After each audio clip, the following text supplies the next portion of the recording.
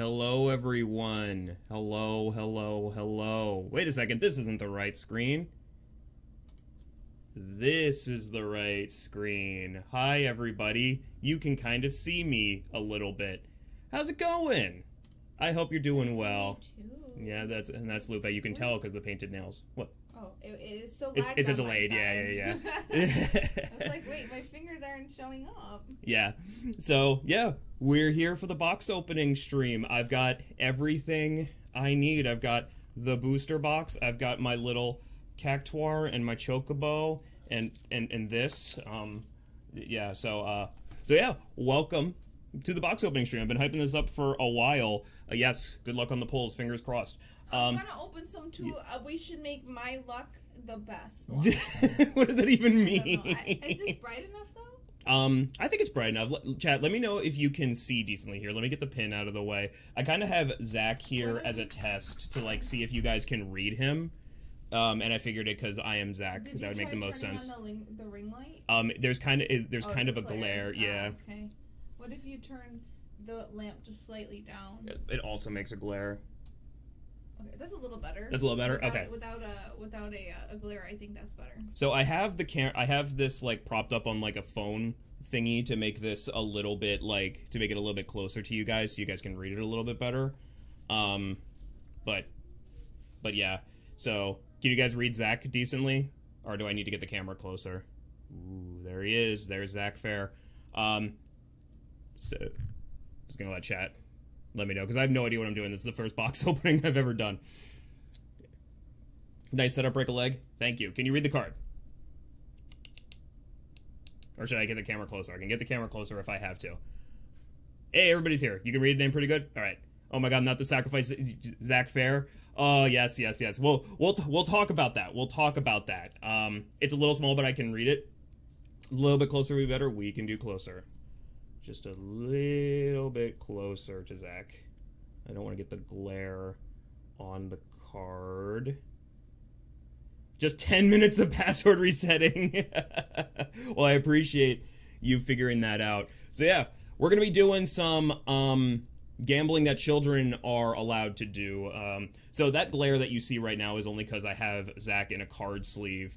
But that'll go away. But I figured what better card to put down. So what the stream is going to be, I'm going to open this booster box of 30 boosters, but on my way home today, let's clear a little bit of space. Not only did I buy this new playmat with the cool black chocobo on it, scoot it down a little bit, I also managed to get a pre-release box. So the sleeve is not helping. Yeah, well, here, this is what it will look like if it's not in a sleeve. It'll look like that, so it'll be a little bit better. But I also got this pre-release box, so I figured, like, we're kind of introducing the set to a lot of people, and, like, they don't really know how Magic works. You're either here from Magic, or you're here from Final Fantasy, and not necessarily the in-between, but I figured I would talk, like, what a pre-release kit actually is, and open it, because it's just more to open, and that's fun. But basically, this is what they give out at pre-release events. It's a box of 6 packs plus a promo that is always guaranteed to be foil and date stamped. You'll see what that looks like when I open it. And it also comes with a special die. Now for the Final Fantasy set, there is a 1 in 10 chance for the die to be a crystal die, where it looks a little bit like a crystal. And I am willing, if I've talked to you in real life, and we've talked about like some cards that you may is this the box or the pre-release? This is the pre-release. You can see right there, pre-release. Now I've talked to a lot of people that, you know, might be interested in some of their favorite characters, that might be sending them some cards. If any of you want to start playing Magic, I will guarantee the dice that is in here to you as your first dice. These are kind of collectible, and if it's the crystal, I'm still willing to give it to you. You have my solemn vow that I will give it to you, but you got to start playing Magic. That's the key. But otherwise, so I've got the pre-release box, and then I've got a box of 30 boosters, play boosters specifically. There's a different kind of booster called collector boosters. Those are ridiculously expensive. I didn't want to do that. because 12 packs of those is $700, and it is not worth it to buy those. They are very, very highly inflated right now, and I didn't want to do that. I'm sorry. I hope you understand. So right now, I did go to a pre-release where I bought one of these, and I did pretty good, and the best card, that just as a precursor to show you what you can get in the box, is a promotional alternate art version of an already existing card. This card's called Stay With Me, and it is a reprint of a card that already exists in Magic called Ristic Study. You can see in the italics right there. This was really, really good. Right now prices are inflated, keep that in mind. This is on the secondary market going for over $100. I don't expect that to hold, but just to give you a little bit, to set a little bit of a standard as like the upper echelon of what you can get is, yeah, there's certainly a premium. I have talked with people, and card shop owners are saying that this is already, and the set technically isn't even completely out yet. You have to get pre-release packages. This is already the highest selling Magic the Gathering set of all time, which is really incredible considering that this is going to be printed for another 2 years. It really has a lot to do with the hype of Final Fantasy. A lot of people who have nothing to do, know nothing about Final Fantasy are, getting into this just for the collector's items. I've got a friend who opened a bunch of packs just to get the cards that he wants. Is this really worth $100? In my opinion, no. And this is like, it's, yeah, the secondary market definitely has its, ups and downs. Now, feel free to ask. I understand that a lot of people here are not familiar with Magic the Gathering. That's okay. But what we are going to do beforehand is have just a quick list of disclaimers that we're going to do. I made this very good PowerPoint for you all to go through the disclaimers. You're welcome to ask any questions. I don't consider any questions to be stupid. But, just a couple things that I want to preface everything with. So that way you can't get mad at me later. I don't know why I'm pointing at the camera. The camera is not there. Spoilers for all the Final Fantasy game. There's no way that we can talk about these cards without spoiling Final Fantasy games. I might be, the fact that the PowerPoint is not fully aligned. Oh, it's perfect. If we're going to talk about the cards, you're going to see spoilers. Sorry, except for like 16 and 15 because those are newer, but I'm sorry. Aerith dies in Final Fantasy VII. I don't know what to tell you. Now, another disclaimer, that because people get criticism online for this. These reviews are strictly my opinion. I know and understand Magic, but don't consider my word to be the be-all, end-all. I'm not a professional. So don't go out and buy a bunch of cards because Zach Subseed77 said that these cards were going to be good, and then sue me because I lied to you.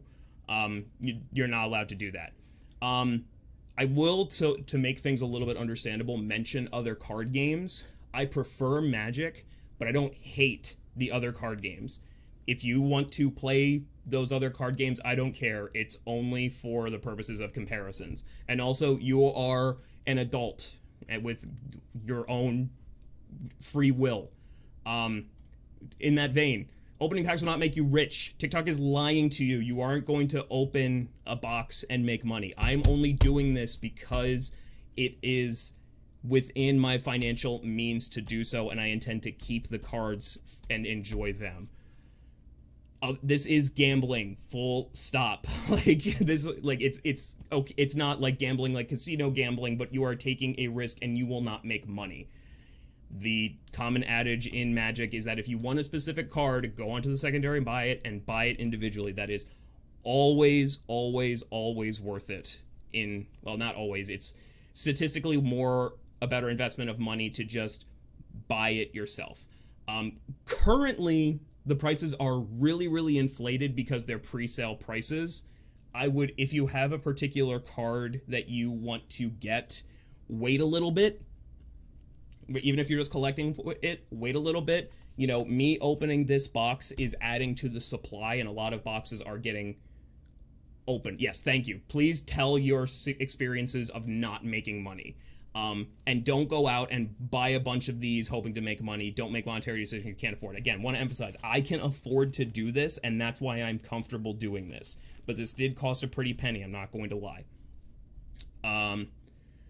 Now for the set itself, because to you know, just to get ahead of any questions, only the main oh, it was a joke. Devastator is Devin. You know Devin.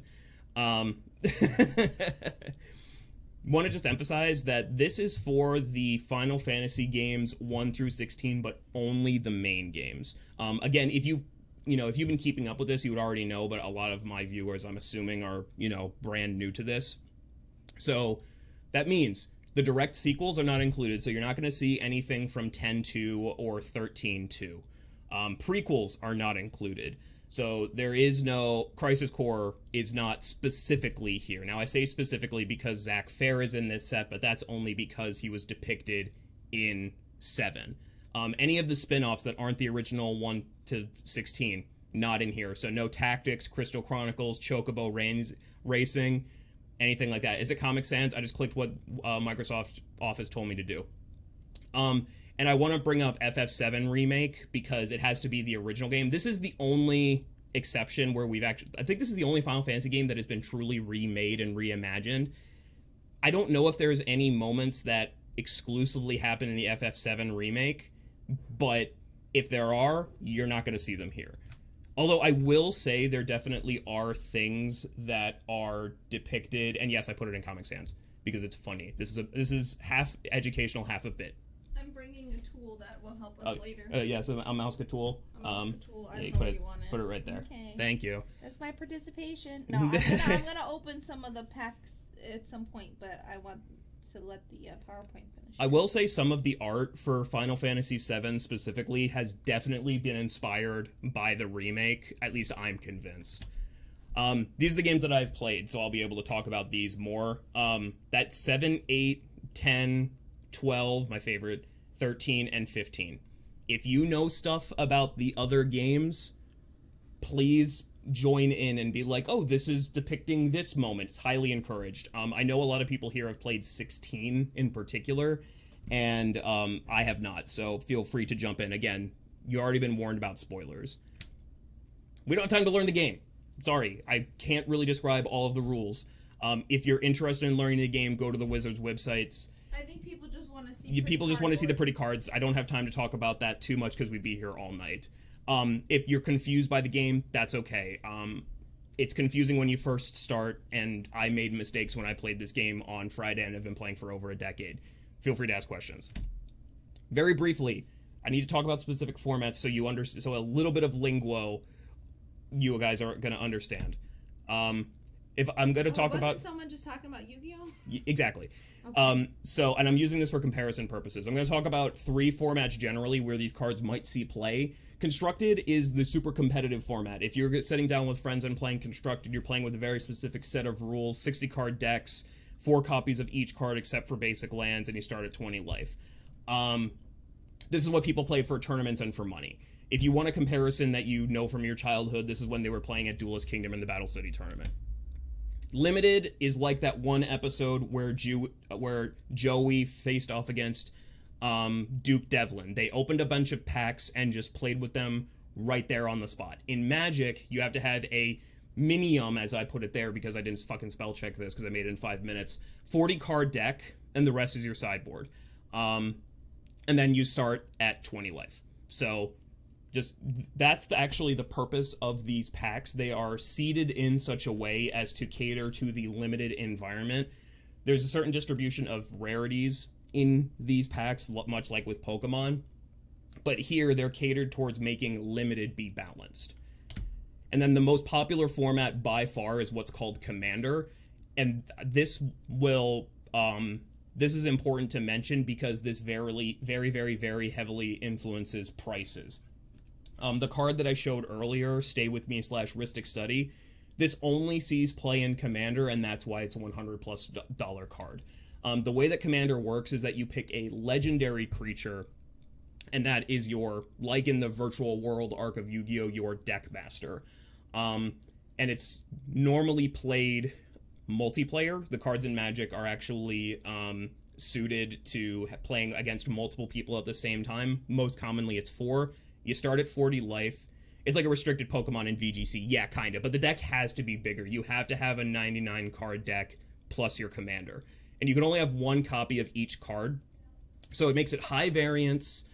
It makes it like you can have very themed decks. Like Kaiba would love this format. He would absolutely make a Blue Eyes White Dragon themed deck. It's more casual. The games are slower. You play it with friends. You have a few beers. You make jokes at each other. And it's really, really fun. But it's the most popular by far. They print cards specifically for it, so it's worth mentioning. You need more game comparison. See, that's why I'm there, because you would know it from your childhood. Did you get all of that? No, good. I'm breezing through this because I want to actually get to opening the cards themselves. Feel free to ask questions about stuff. Okay. Ready to open the pre-release box. So the way that pre-release would work, and I did one of these on Friday, you would build a deck out of the cards exclusively in this box. And, you know, these are somewhat collectible. I paid a little bit of a premium for this. Can I link the PowerPoint? I'll put it in the Discord after the, well, actually, I can just throw it in there now. I will throw it in the Discord. Need to actually open the Discord. So the way that pre-release works is that you and, like, you know, in the case of my shop, 50 other people you just basically fight off against people tournament style. And some shops will give you prizes depending on how well you do. The only difference between this and just buying 6 packs is you get the box, which you might consider collectible, the promo, which is really cool, and the dice. But it does kind of get you, like, jump-started on your collection a little bit. So this is actually a really good place to start. So I figured what would be fun is open this up and speculate, like, what kind of deck we would build out of it. But, yeah. Again, if anybody wants... Everybody's gonna start playing Magic, let me know, and I will send you the die. They put a lot of effort into these boxes, for sure. Answer the call of the crystals. Now, if you are a Final Fantasy II fan, I think it's Final Fantasy II, like, you can see on the box, they've, like, put a lot of artwork into these, and these little things actually, like, punch out, so you can use these as counters for game reminders during the game, and, like, a bunch of these things punch out, which is actually really useful. Things get complicated in Magic, so if you have like, things that you need to keep track of, these little dice encounters are very, very worth it. But, you know, I'm not going to punch out every single one of these because I'd be here all day. But that is good. They used to give you a code so you could redeem 6 packs on Magic Arena, and I was hoping to give that out, but it seems like they're not doing it anymore. But, yeah. Oh, well. Oh, well. Okay, time for the first big reveal. Also, I hope you like the Chocobo playmat. I paid good money for that. So, big first reveal. Are we going to get a crystal dice? No, we did not get a crystal dice, but that's okay. So, this is a D20. Again, I'm just going to assume that you know nothing about Magic. This is a D20, but it's not actually a randomized D20. I don't know if the camera will focus, but you can see that instead of a 20, it's got a little FF for Final Fantasy on it. And it's actually what's called a spin down, which you can use these to rudimentary, like, keep track of your life. You start at 20, this is the 20, and then you notch it down to 19, 18, 17, 16. So instead of having to fuddle around with a D20 trying to go from 20 to 19 life, these are easier. They are still functional dice. You're not supposed to use these for, like, D&D or whatever, but people do. I know, I never gave a shit. But these are absolutely collectible. I have all of my D20s from every pre-release I have ever attended, and because of the set symbol on them, I can tell you exactly what pre-release they came from. So these actually are worth not a considerable amount of money, but I would never give mine away personally. Again, that can be yours. You just gotta promise me to start playing Magic. Alright, so then we are going to open this up. What is our promo? Ooh, the promo is Summon Leviathan, so I'm gonna crack this open right away. So yeah, You're allowed to use this in sealed when you open it, if it's specifically for a pre-release. The pre-release version will yes, Bourbon mat. It's Chocobo. I got the black Chocobo. Oh, also the mat is hollow foil, which is cool. So yeah, very pretty. The pre-release versions of cards, the pre-release promos, are always foil. They used to have different art, they don't anymore, and they're stamped with whatever year the set came out. So they're worth a tiny bit more money than their usual regular counterparts. So here, let me actually get the stand here so you guys can, so I don't have to like be moving it up and down. But yeah, this is the depiction of Leviathan from Final Fantasy 15. The foil you're not going to be able to see very well, but if you look at the bottom, it'll actually tell you what game it is from. So this is the version from Final Fantasy 15, and it is, you know, you summon Leviathan, and he helps you kill your opponents, which is super cool. Like the art, like it in foil. I'll explain a little bit more about what these cards, this specific type of card does, but I don't want to touch this one too much because it is a promo. One thing you'll notice is that the foiling process kind of leaves them to be curled a little bit, so they're a little bit more fragile. I'm going to immediately sleeve up, summon Leviathan. So to talk about I liked Final Fantasy 15, but the game was really weird. They made getting Leviathan in 15 a really big deal, but then you could never use it in battle, which I thought was a little weird. It only does story stuff, which is cool, I guess.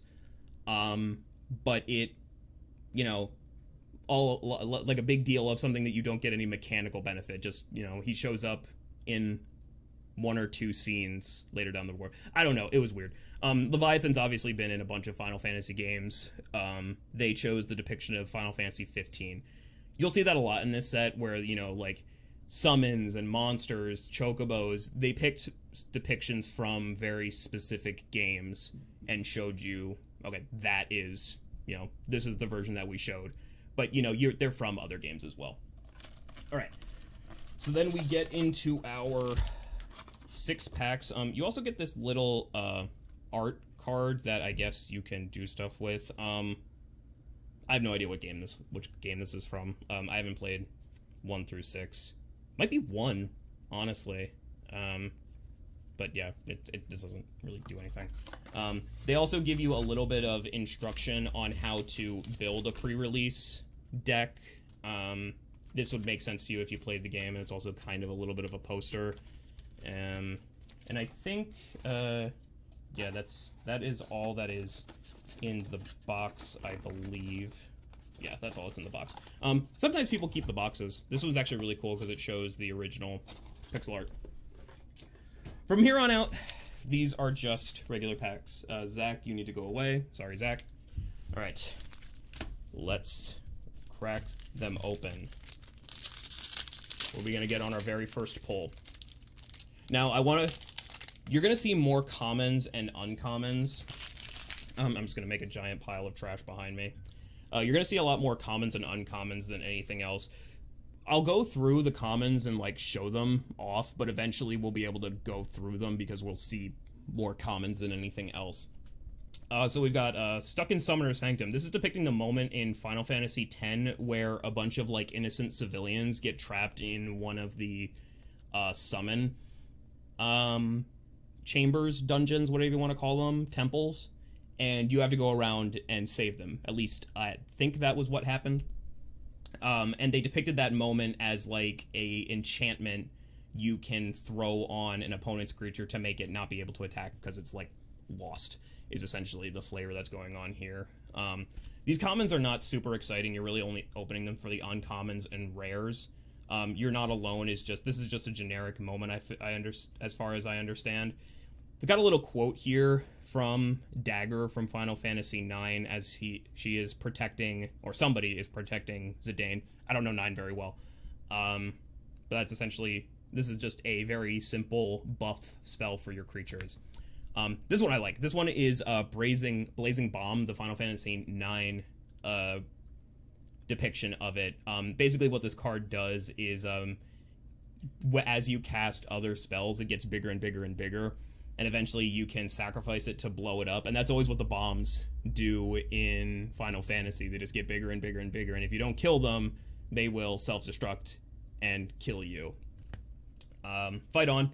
We see Aerith reviving Yuffie, and the flavor here is that they are she is bringing her back to life. You can return creature cards from your graveyard to your hand. So you're going to see a lot of moments like this where it's less specific moments or specific characters, and it's more of characters doing something rather generic. That's going to be fairly common for the commons. I guess what I should emphasize is that if you see this symbol here, this is the set symbol. If it is purely black like this, that is a common. You could also look down here. There's a little C in the bottom left-hand corner next to the number. That also means it's a common. Next, we got Geisal Greens. This gives you a Chocobo token. Tokens in Magic are essentially temporary things. They don't function... They function like creatures, but they don't go into your hand. So this is an example of a token. They will print these in packs to go alongside it, and it is a Chocobo. Look at that. It's really cute. You don't have... When you're depicting tokens, you don't have to use the cards, but I really like using the cards because it just feels more right to have something, you know, hard and physical. But you can use coins, dice, whatever. How do you guys pronounce this? Gissel Greens, Gissel Greens, Geisal Greens? I'm not sure. Loperit Scout. This is from 14, so this is when I'm going to need the 14 fans, which I know there are several of you in chat. What is this guy? What does he do? In Magic, he gets stronger when other creatures enter temporarily, but he's just a little bunny guy. What is a Loperit? I don't know. 14. Apparently, I'm supposed to play it, and you can get what? Dapple, can you post the quote? Like, I can get a bunch of free, you get a bunch of free weeks or whatever the fuck of Final Fantasy 14 online, including the whatever expansion. You know the quote. You know the quote. Then we got Adventurers Inn. I like the flavor of this. So this is a land which you need to cast your spells, and they gave it a subtype of town, which is unique to this set. So, you know, the lands that you can use in this set are called towns. Some are specific towns, others are just generic towns. This is an inn, and what do you do when you go to an inn? You gain a little bit of life. You get your health back, and it shows you a little bit of a quote. This is from Final Fantasy III. Maybe you know this particular inn if you have played Final Fantasy III. Yeah, it is cute that they call them towns. Not every land is a town, but every town is a land, in this set at least. And there's also cards in this set that care specifically about towns. So if you see that listed on any card, those cards get better. Yes, there it is. Free trial in which you can play through the entirety of A Realm Reborn and the award-winning Heavensward expansion. There we go. All right, we got Quistis Trape. So we got our first legendary creature that we can talk about. So I'm going to bring this a little bit closer.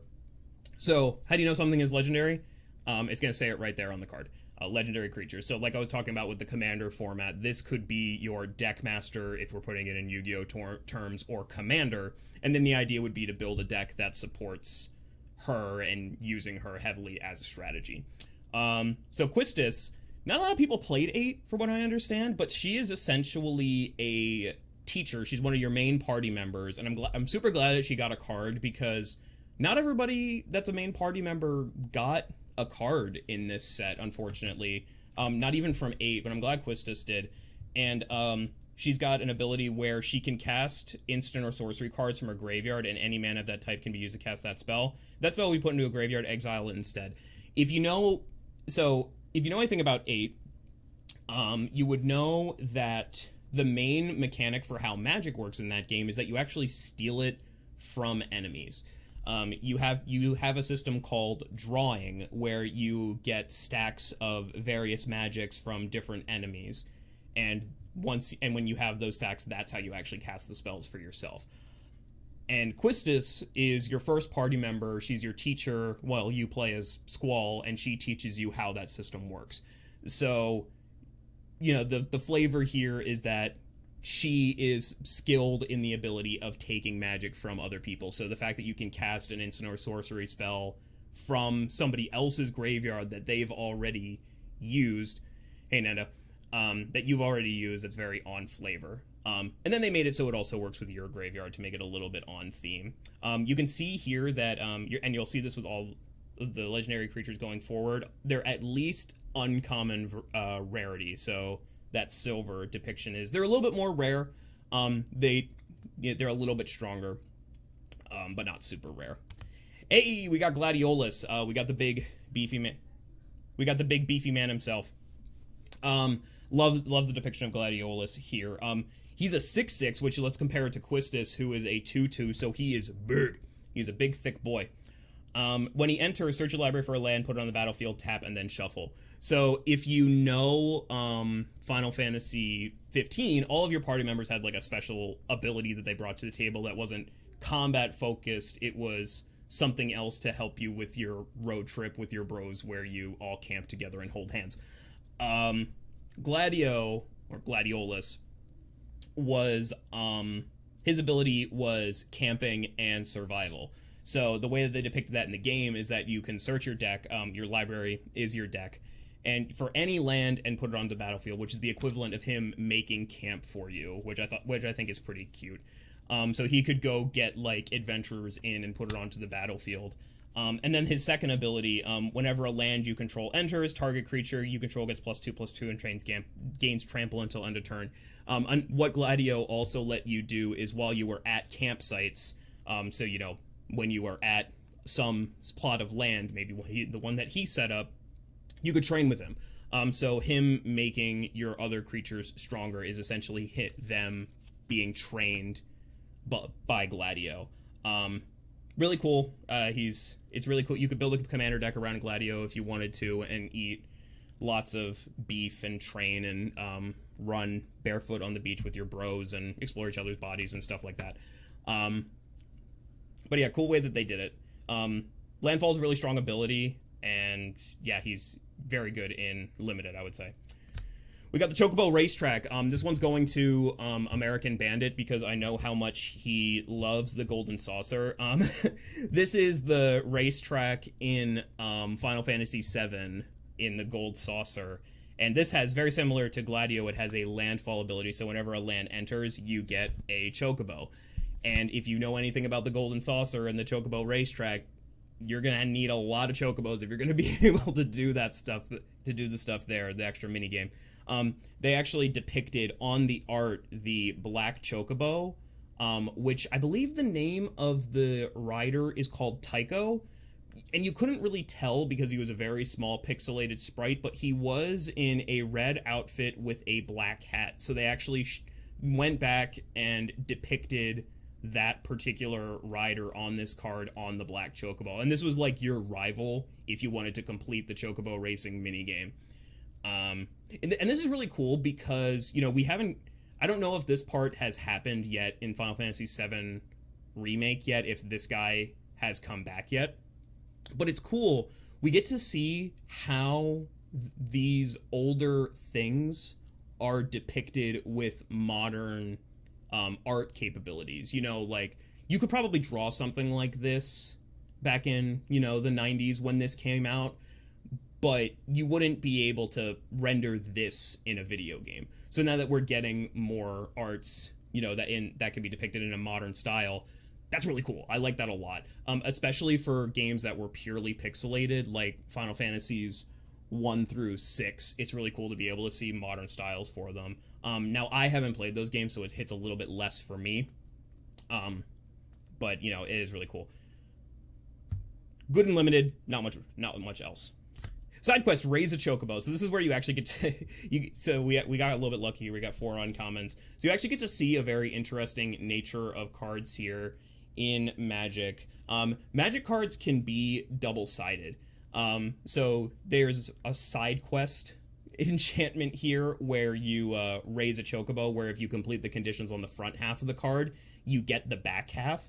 So if you raise a chocobo, it transforms into the black chocobo, which is considerably stronger.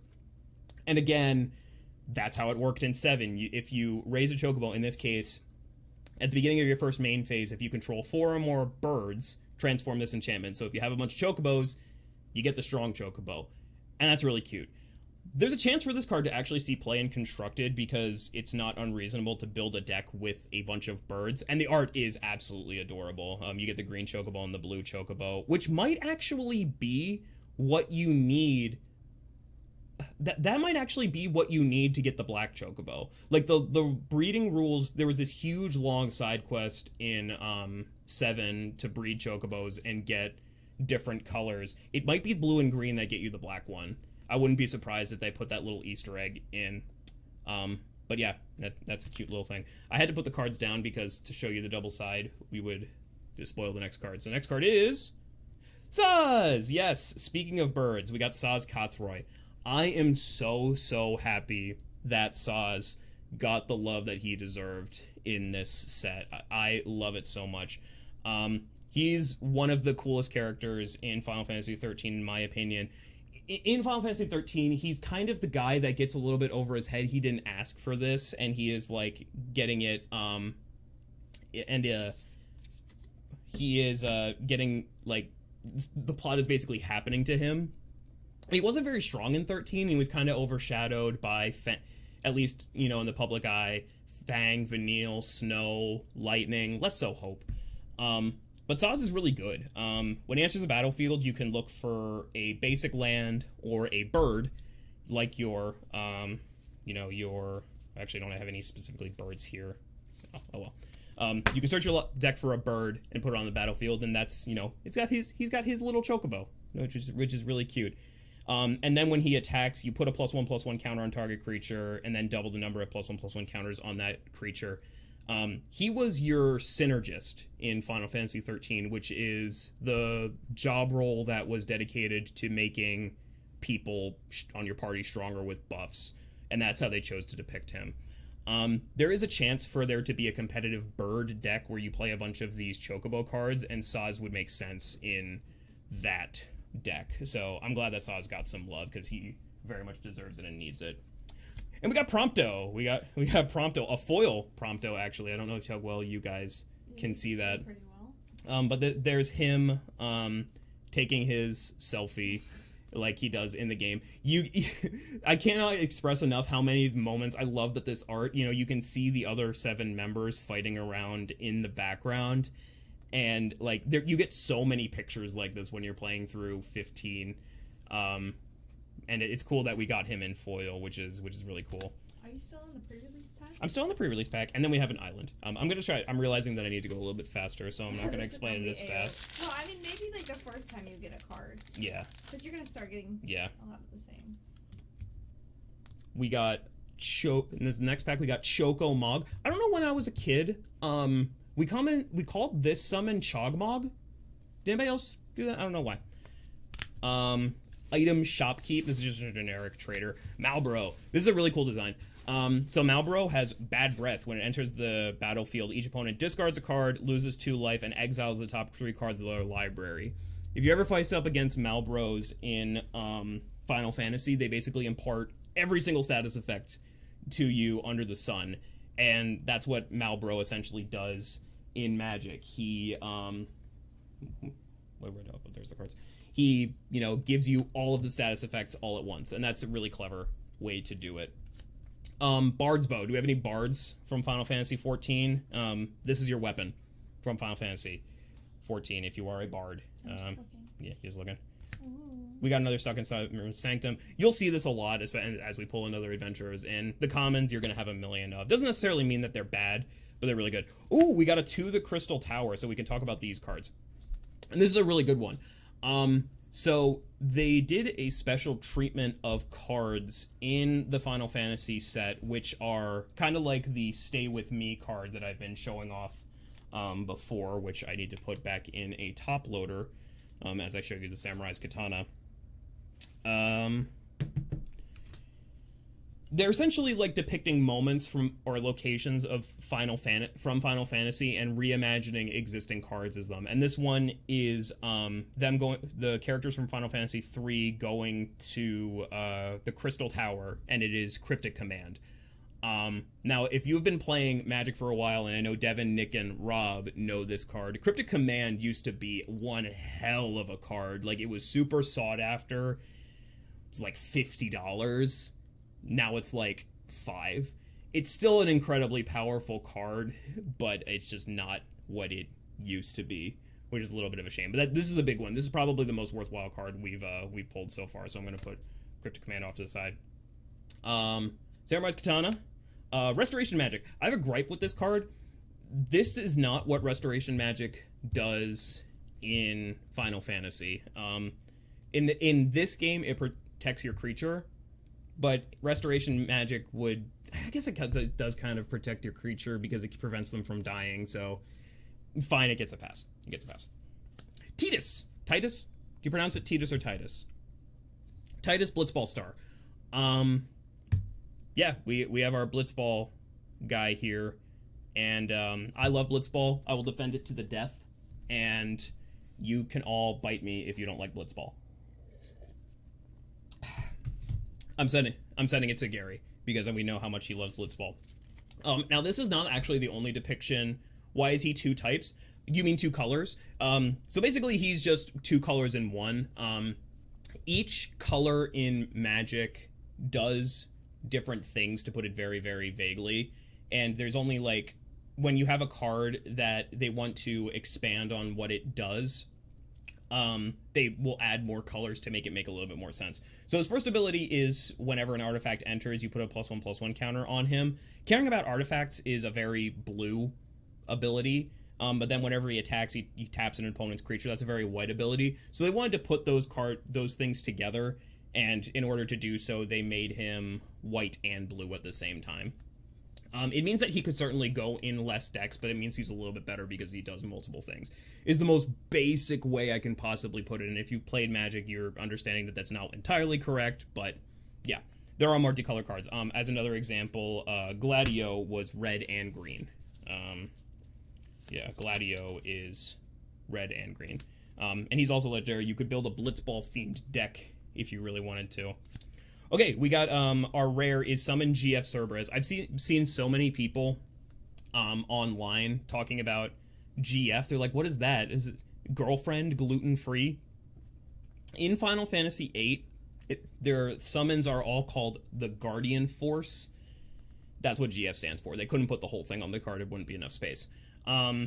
So you actually... It's very similar to 16 in a weird way, where you give a character a summon that they are essentially built around, but it's not, you know, like Clive is linked specifically to Ifrit, you can give Ifrit to anybody. And this is really cool because he doubles and triples your magic spells in Magic, but that's also exactly what he did in the game. Not the most worthwhile card, but cool. Oh, we actually got another treatment of Summon Leviathan. So this is another thing that is really common for Magic. This is actually an amazing sealed pool now that I'm realizing. You know, these are the same card, but they have different arts. So you have this more like, you know, traditionally stencil drawn, kind of like, you know, that you can see it by the waves. What is the name of that painting, that famous Japanese painting with the waves? It's in that style. Now, you're allowed to play both of these cards in your deck. That's totally fine. It's just like a matter of preference, what art you like, you know, because art is subjective. But actually kind of cool that we got 2 of the same cards so we can show that off. I'm going to separate out the rares that I care about more and put off to the side. The card in your left hand, can you keep it more horizontal, please, when you show it? Yes, I should, because the foiling and the sleeve makes it really, really hard to see. I'm actually going to put it to the side. I don't need to show it off anymore. Then we got a Dragon's Wyvern. This is a mount from Final Fantasy XI, which was also an MMORPG, but I guess it wasn't as popular. And it's a foil one. Wow, we actually got two foils in this pack, which is a little rare.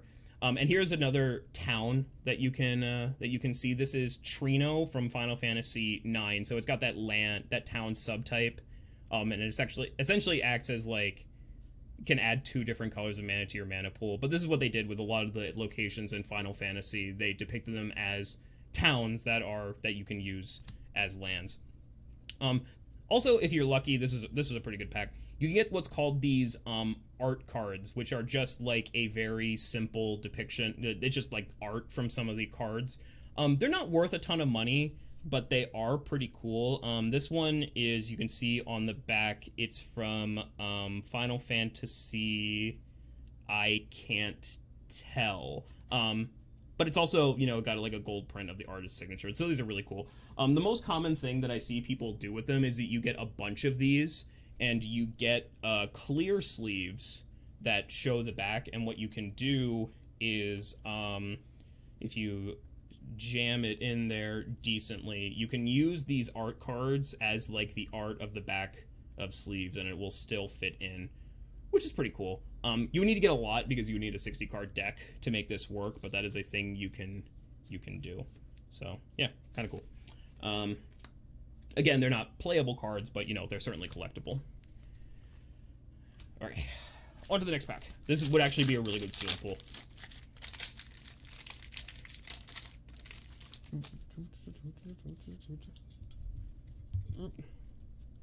Another Paladin's Arms. I'm gonna put these off to the side. I'm swimming in cards right now. A Sabo Tender. I guess in Final Fantasy IX, they didn't use Cactars. They only used I guess they used Sabo Tenders and not Cactars. I don't know why. I need to play Final Fantasy IX. 6 and 9, there's a lot of depictions of 9 that I just do not understand.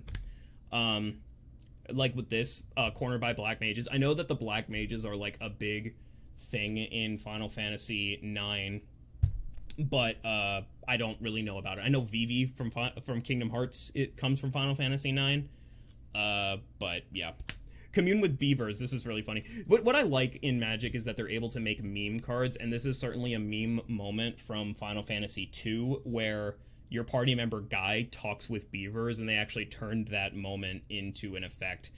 And dare I say that this card might actually see a little bit of play. It's actually pretty strong. We got the Ice Flan, the annoying thing that you can't attack with physical damage in all the Final Fantasy games. Another one of these bunny things. Luca Stadium. This is another one of those treatments where they are depicting an already existing card, Strixhaven Stadium, which is a specific Magic thing, as Luca Stadium from Final Fantasy X. So that is cool. Diamond Weapon. Diamond Weapon's fun.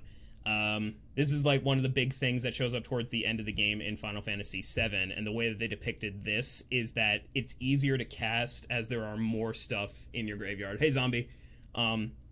This might see a little bit of play. There's been a lot of cards in Magic that are easier to cast as there's more stuff in your graveyard, and this is one of the better ones. We've got an Ether. Just your generic Ether. This is from Final Fantasy VII. I think this is like Tifa's like bar and the back of it. Like, this looks like it's like some alcoholic drink, and some of these things look like mixers. You've got a candle. So that's fun.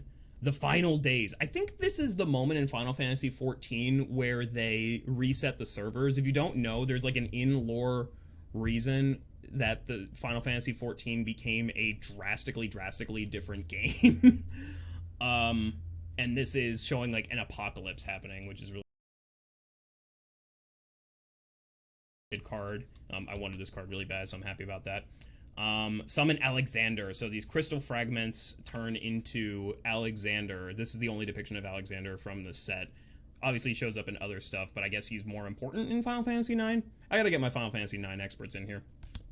And Esper Origins from Final Fantasy VI. Now this card I actually do think is going to see a little bit of play, and I'm very happy to get it. This card is very unique in that when it has an ability called Flashback, so you can cast it from your graveyard. And what's cool is that the way that they imagine these is that all of the cards that have flashbacks are moments from the Final Fantasy series where there is a flashback occurring. You want to cast spells from the grave, then you would like Magic the Gathering. And then it turns into this big scary monster, which I guess would make sense in lore. But I was actually actively looking for this card, so I'm very happy to get it. I'm very, very happy there. Then we get Side Quest Hunt the Mark. Just kind of like the Chocobo card, where if you meet a certain set of conditions, it should scare you. It scares me too. If you meet a certain set of conditions, you flip it around. This is the first Final Fantasy 12 card that we got, and I feel the need to talk about it more because of that. Hey, Cosplay Let's Play, how is it going?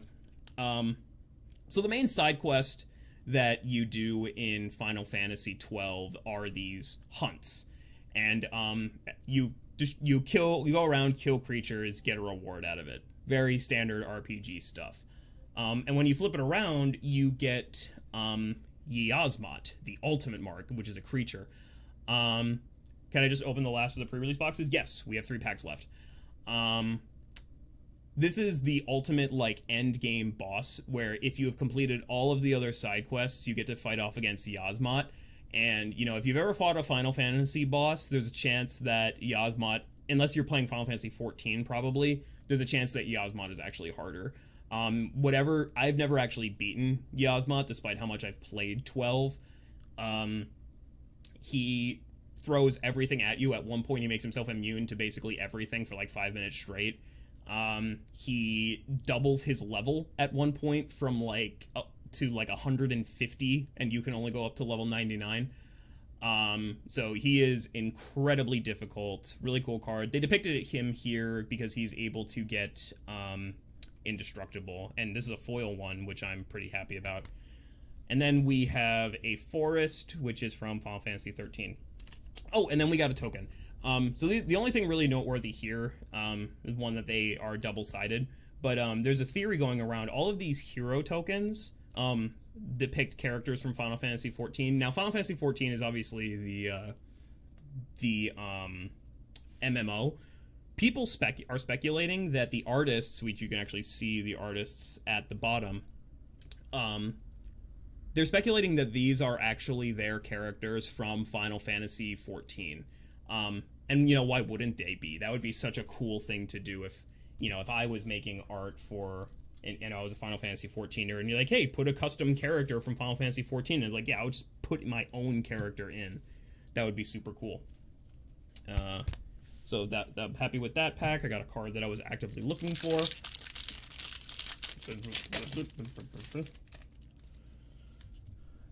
Another Commune with Beavers. Ice Flan. Jogmog, Ice Keeper. We're getting a lot of already existing cards. Laughing Mad. This is apparently a moment from Final Fantasy VI that they flashback to multiple times. This, I guess, Kefka, like, doing his evil thing. Freya Crescent. Now, I've never played Final Fantasy IX, and again, apparently I need to because everything is from fucking Final Fantasy IX.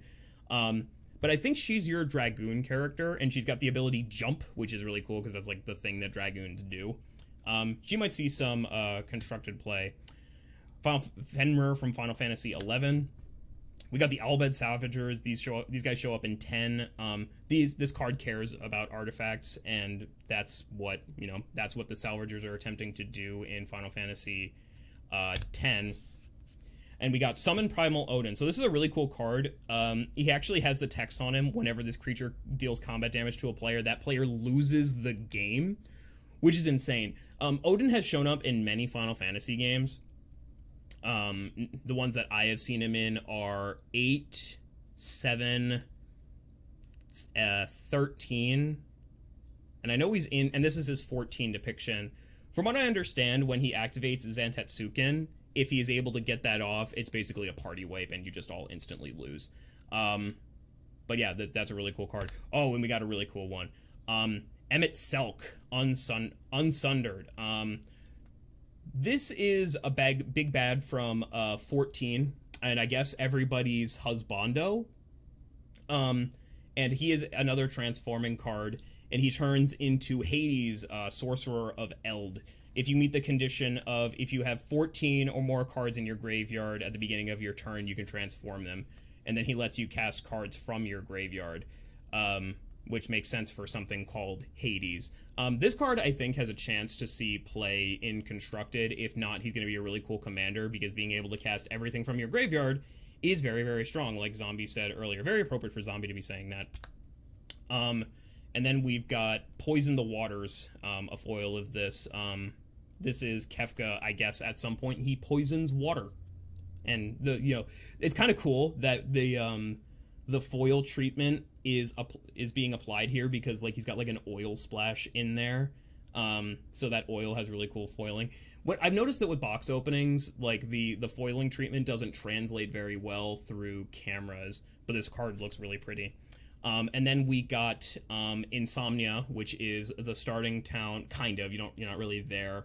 It's actually the ending town, I guess, from Final Fantasy 15, which, it's white and black at the same time, which makes sense both for Noctis's motif, his name is fucking Noctis, and, that it's a dark city with a lot of lights, so that makes sense. And then I guess this is everybody's waifu from Final Fantasy 14, it's Yashalta. Yeah, so, like, if you were playing Final Fantasy 14, chances are you like this cat girl. So yeah, got a mythic and a rare in the same pack, which is pretty good. We're doing pretty well so far, all things considered. I need to remember to separate out the rares so I can count them later. That's a rare technically, even though it's not very good.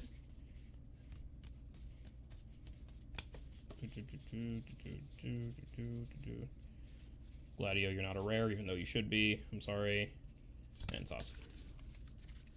Okay. Sorry, took a nap, just got up. Well, good news. We got Sauce. Apparently I need you for Final Fantasy 9 because I know nothing about Final Fantasy.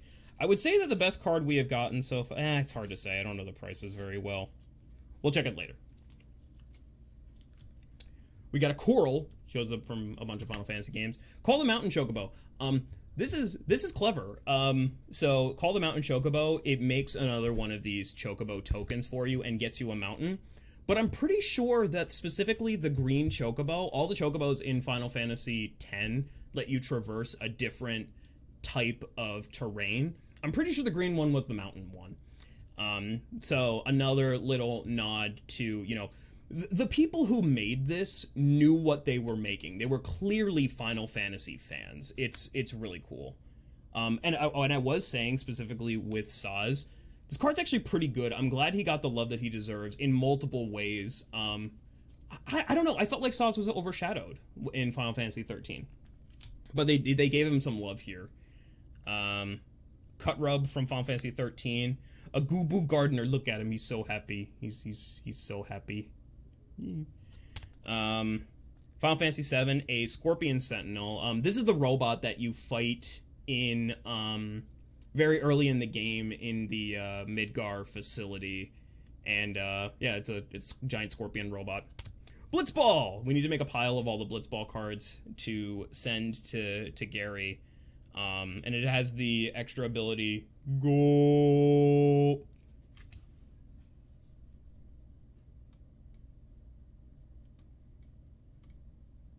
Come on.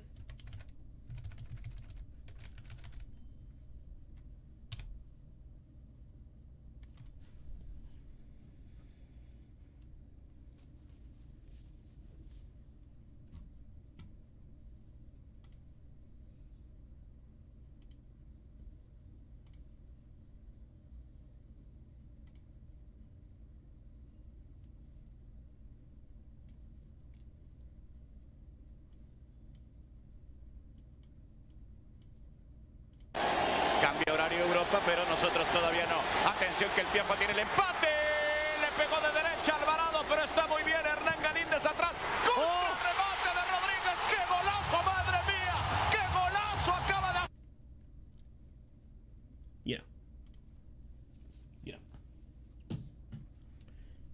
I don't know why they put that on the card. Here we have this fucker Seymour countering one of your spells and Syncopate. I will tell you that it's perfect for... You ever have a moment in Final Fantasy or any RPG when you try something against a boss and it just doesn't work and it's like, okay, I lose. We're done here. Shit.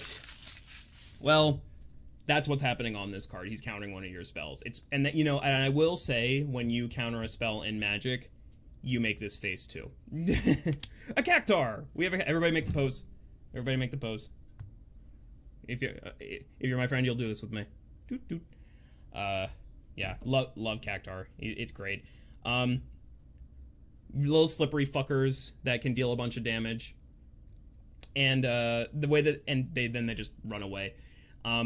The way that they depicted it here is that at the beginning of the end of your turn, if he didn't enter the battlefield this turn, you have to send it back to your hand. So slippery little fucker, he goes in, comes back, goes in, comes back, and it's a really good way to do it. Is this card gonna be good? I don't know. It's a 1-mana 3/3, maybe. It's kind of hard to say, but having to go back to your hand is pretty bad. Garnet from Final Fantasy IX, Snow Wolf. This is when you jump in to tell me who Garnet is. She has a really, really unique ability where she can remove lore counters from sagas I control. I don't know if she was like an oracle or something in Final Fantasy IX, but that would be like appropriate for her. Not many cards have this ability, so kind of keep an eye on her. She's a healer. That does make sense. She's got lifelink. That does make sense. Relentless XATM092. There was a lot of big robots that you had to fight in Final Fantasy VIII. This was one of them. So you can actually see one of the very few depictions of Selkie and Zell and Squall running away from a giant robot, which is appropriate because it can only be blocked by 3 or more creatures. The Emperor of Palamecia from Final Fantasy II. This is another flip card. Kind of has an identity crisis. That's cool. The Emperor of Palamecia, who turns into the Lord Master of Hell. Final Fantasy cards are... Apparently the enemies in Final Fantasy are metal as hell. We've got the Lord Master of Hell in Hades and all this stuff. Haven't played 2, unfortunately, but that's cool. Villain of 2. Main villain? Alright. And then our rare is... Ninja Blades. This is a depiction of a weapon from Final Fantasy XIV. I guess you can be a ninja, and yeah, if you pick up swords, you become a ninja. This is a fun card in Commander. And then a Red Mage's Rapier, and then a depiction of some swamp from Final Fantasy II. Don't know exactly where this is because I never played 2. I really need to get around to playing these games. They're such classics. And then we got a hero token and a treasure on the other side. And then I'm going to call over Lupe. Hey, Lupe. We're at the last pack. Yeah, it's your turn. We're at the last pack for the pre-release kit. I'm really drawing this out because I want it to be a big deal. Sorry, I thought there was one more before mine. Okay, the good luck has arrived. Do I have to sit? Yes, you have to sit. Oh, okay. And there's the pack. You getting that ASMR going? I don't know why I thought that was the microphone. Anyway, the luck has arrived. Wait, do I have to open it a certain way, like with Pokemon cards, or am I good? Just keep all the cards facing frontwards. Ooh, That's bird. Okay. So it'll be like you'll have to turn them all over. What do you mean? Oh, okay. Yeah, so that's the back. Okay. Okay, are we ready for the reveal? Mm-hmm. Gonna. The bird is cute. Okay, we got. Oh, I'm not gonna be able to read these. Could you read it on that? No. Okay, well, I'll read it for you. Okay, You got a rook turret. I'm not in the camera, right? Nope, you're good. No, I'm almost. My nose is almost in it. Okay. Mm-hmm. No, you're good. You're good. A rook turret. Okay. I'm trying to hold these so that they don't reveal. Oh, they're not like Pokemon cards where they're gonna reveal like by the you're fine. sides. Okay. We got Aerith rescue mission. She's damsel in distress. That's Tifa. Oh, just kidding. Lupe doesn't know anything about Final Fantasy. Anything, and I can't see. Okay, so tell me in chat if you took the stairs or took the elevator at the beginning of Final Fantasy VII. I took the stairs. It was really fun to watch Barrett get mad at me for taking the stairs. Okay, you're good. Okay. Next. Oh, this is in the way. That's fine. No, it's on the side. Okay. Okay, we got Light of Judgment. It looks like Oblivion. It does kind of look like Oblivion, yeah. Is there anything you have to say here? Nope, we're good. Okay. You took the window! Oh, a dragon. No, just kidding. What's it say? Sephiroth's Intervention. Okay, sorry. I can't see. Just so you guys know, I'm Sephiroth's intervention. Yeah, this is kind of an iconic moment from 7, you would say. A little, not one of the more known ones, but you know, this is a significant moment, I guess you could maybe kind of say. Okay. Can I move on? Anyway, sorry guys. I actually legitimately can't see well, so. It's okay. Okay, next. You don't have to do it fast. Well, it's a reveal. Okay, this is a Gurgenstode. Gigantode. Oh, sorry. Anyway, because it's a Forgy. It's not a very cute Forgy, though. But not all Forgies are cute. Yeah, I guess. Well, he looks kind of mean. Try not to bump the microphone when you reveal. I don't like that he has human-like hands. For some reason. He does have human hands. Okay, ready? Adventurer's airship. Okay, that's pretty normal. Just a boat. Okay, but next. It's flying. It's flying. boat. Okay. Okay, anything you have to say? Nope. Okay. Another Blitzball. Set that aside so we can send it to Gary. Okay. No, Do you have a spot for I'm kidding. Okay. Got a birdie. Choco Comet. And this is another Final Fantasy XII card. There were actually enemy chocobos in Final Fantasy XII. And this is a big spell that can essentially like one-shot your opponent. If you are playing, if you run up against a red chocobo in Final Fantasy XII, fucking run. They will one-shot you. So I love that they put it on this card. He's cute. He is cute, but he's mean. Oh no. Okay, we got Adalbert Steiner. Okay. One of the main party members from 9. He's important. Oh, it was also a 16 battle? I wonder if this is actually, let me check. No, it's a 12 depiction, but yeah, that was a battle in 16, I guess. I'm being told. Am I good to move on? Yep. This is cargo ship. It's also just a boat, so nothing crazy here. Vanille. Vanille, yay! I don't know if that's. I'll show something with her when I take back over because you're about to get to the rare. Ooh, the rare's next, maybe. Oh, the Regalia! We got the Regalia. This is the car from Final Fantasy 15. I know, yeah, the car, the silly car. Yeah, this is the car from 15, which is really, really funny that it is a legendary... Yeah, well, I almost revealed, I'm sorry. It's a legendary artifact that is the car from Final Fantasy 15. Car. I want to see if we can we get everybody from 15 in the car. Who do we have so far? We have Selfie Man. Yeah, we have Selfie Man, and we also have Gladio. Actually, they were in the same pack where they belong. And don't you have the cooking guy from the pre-release that you did? I do have the cooking guy from the pre-release, but we have Gladio and Prompto, so we can all put them all in the car at some point. Hopefully, we get Noctis and Ignis later. You don't have Ignis? That's a shame because he's only an uncommon. And there is one more card. Ooh, so this is the same version of the other card that we got, but in foil, which is really, really awesome. Should we do ASMR on it? Please don't tap the card. Oh, am I ruining the I wouldn't say mint that. condition or but something? Yeah, this is so we have actually 2 in the pre-release kit. This is a cracked pre-release kit actually. Oh, like look at the difference. Yeah. One is hollow, one isn't. Oh. Yeah, so I would say that, with a Cryptic Command and 2 Summon Leviathans, it would be pretty hard to not act... And Summon Primal Odin. Probably blue, black would be the way that I go in this pre-release kit. And then you have a couple more cards that you can show off. Okay. Got... Rabanastre. This is a town from Final Fantasy 15... Or, yeah, Final Fantasy 12. This is like the main city. Oblivion. Yeah, it does kind of look like Oblivion. It's near a desert, which makes sense for something that would be like a mountain and a plains at the same time. Be like a desert. Okay. You good? And then a lady. A hero, and on the backside is a bird. Yeah, we saw the bird at the beginning. I got excited for the bird, and I didn't realize it wasn't even one of the main cards, but... Yeah. Okay. Anyway, that was mine. I'll Yeah, come back and do another one. How she many did packs good. are in? There are 30 in there. And how many was in this one? 6. What? I told you it's front loaded a little bit. Okay. All right. I'll be back in a little bit for another pack. All right.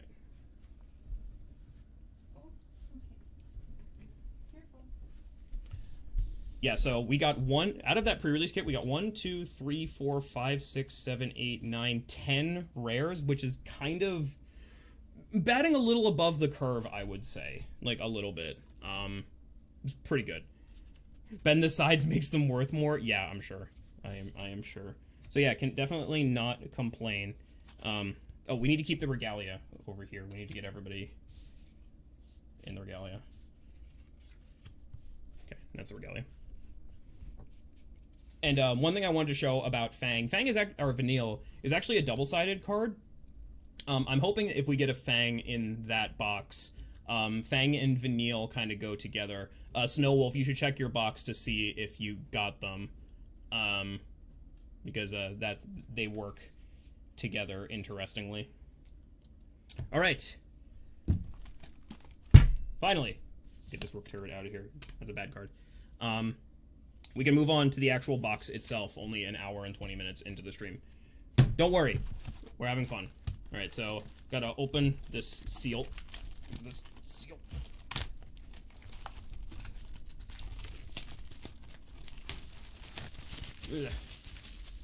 Ugh. There's a giant pile of trash behind me.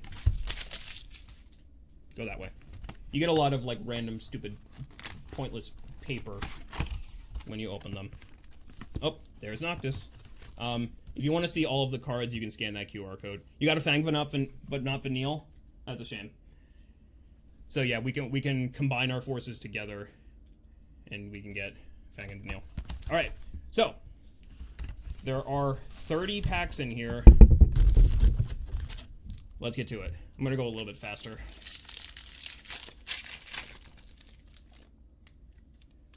Got another Malboro. Bard's Bow. Oh, I need to bring it back into frame. Boys can go hang up there in the regalia. Don't mind them up there. Stuck in Summer Sanctum. You're Not Alone. Is this a specific moment from Final Fantasy IX, Snow Wolf? That specific moment? Light of Judgment. Syncopate, again, very good card. Giant of Babel. This is a reprint of a card called Traxos, Scourge of Krug, which is a legendary creature from a previous set. Kind of looks like Howl's Moving Castle a little bit, because it's got like stuff going on to it. Also kind of looks like whatever that world is from Kingdom Hearts a little bit. I like it. Has to do with Dagger and Garnet. Gotcha. Yeah, so that's, you know, just they don't have to like... Magic can sometimes be very subtle. Like, this is not a very subtle reference, whereas this is. You know, the idea of not being alone could be reprinted anywhere, and they just chose this particular depiction in the art. Whereas Swallowed by Leviathan, somebody would have to be specifically swallowed by a Leviathan for this to make sense. Judge Magister Gabranth. Ah, yes, another Final Fantasy 12 person. I feel obligated to talk at length about the Final Fantasy 12 characters more, because nobody fucking played Final Fantasy 12. Nobody played it. Which is kind of weird when you think about it. There were 2 Final Fantasy games. Actually, was 11 on the PlayStation 2, or was it on something else? It's kind of weird that the PS2 is the best-selling console ever. Final Fantasy X, obviously, is a really good game. But then one of the other Final Fantasy games on the PS2 was Final Fantasy 12, and nobody talks about it. There's not a ton of representation in 12 for this game, but this is one of them. This is Judge Magister Gabranth, and he is a set of like, I think there's like 12 judges who are like a group of bad guys in Final Fantasy 12. And this is the final one. He's actually the brother of one of your party members, which makes him more significant. And he's very menacing. And, you know, you can see in his flavor text, I slew your king, I slew your country, do these deeds, not demand vengeance. It's pretty much a good description of what he does. And, you know, as things die, as he sacrifices people around him, he gets stronger, which is very on brand. I've seen people cosplay him because he's got a fucking dope-ass set of armor. I mean, he also shows up in Dissidia. Yeah, I was just going to say, yeah, only because of Dissidia. But he's an important character. He's one of the main bad guys. Cool. Opera love song, I'm sure, a significant moment from 6. Side quest. We have the white side quest to catch a fish, which I love the depiction of catching a fish. So this is a Final Fantasy 15 moment. There is a are we winning? We're actually doing pretty good, I would say. I'd say we're doing pretty well. Thanks for coming by. I appreciate it. So this is really cool. You can go fishing in Final Fantasy 15, and it's very worth it. And it's actually like a really good fishing game, like by itself. It's really weird, but I digress. So the way that they depicted this on the card is that you reveal the top card of your deck, and if it's either an artifact or a creature, you flip it over. You successfully caught the fish, and it turns into the cooking campsite where you can you make a food on the front side, and then you sacrifice it and put a +1/+1 counter on each counter you control. In 15, you take the fish that you catch, take them back to camp, and cook them for party buffs. It's a really clever design. I really like this. You can see Ignis doing his little cooking thing, cooking the fish that you catch there. All 76 got fishing DLC? Well, I need to now go fucking play Final Fantasy 76 again. But I love this design. It's super cute. All the side quests are really, really good. And then for our rare, we've got Triple Triad. We went from minigame to minigame. So Triple Triad, for those of you that don't know, this is from Final Fantasy VIII. This is like, there's always a really big minigame in Final Fantasy that is like, you could dedicate just as much time to that as the rest of the game. Actually, I'm going to put the side quest with the regalia as well. We're going to build a party over there. And Triple Triad was a card game that you collected cards that were based off of the monsters, and you could fight up against random NPCs. And it was super fun and really addicting, and basically like every time you talked to somebody or you got to a new town, you were like, hey, you want to play Triple Triad? Just over and over again. It was great. 9 has a really bad card game. That's a shame. And what's fun about this card, so what this does is at the beginning of your upkeep, each player exiles the top card of your library. Until end of turn, you may play the card you own exiled this way, and each other card exiled this way with lesser mana value. In Triple Triad, the point of the card game was to play cards that were of higher value than your opponent's.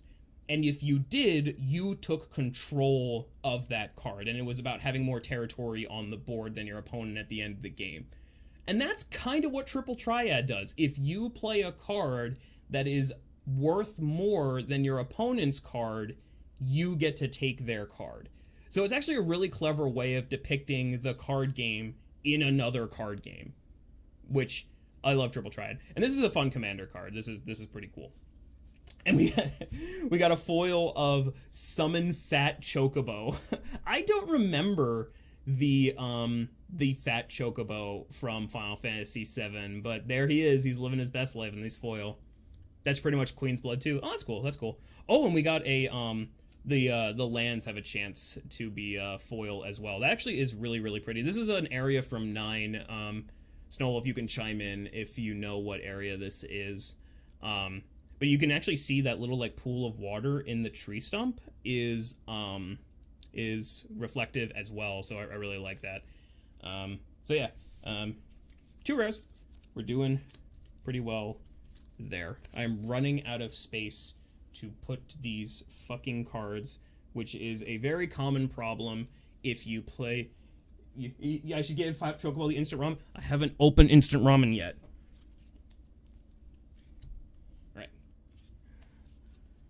Next pack.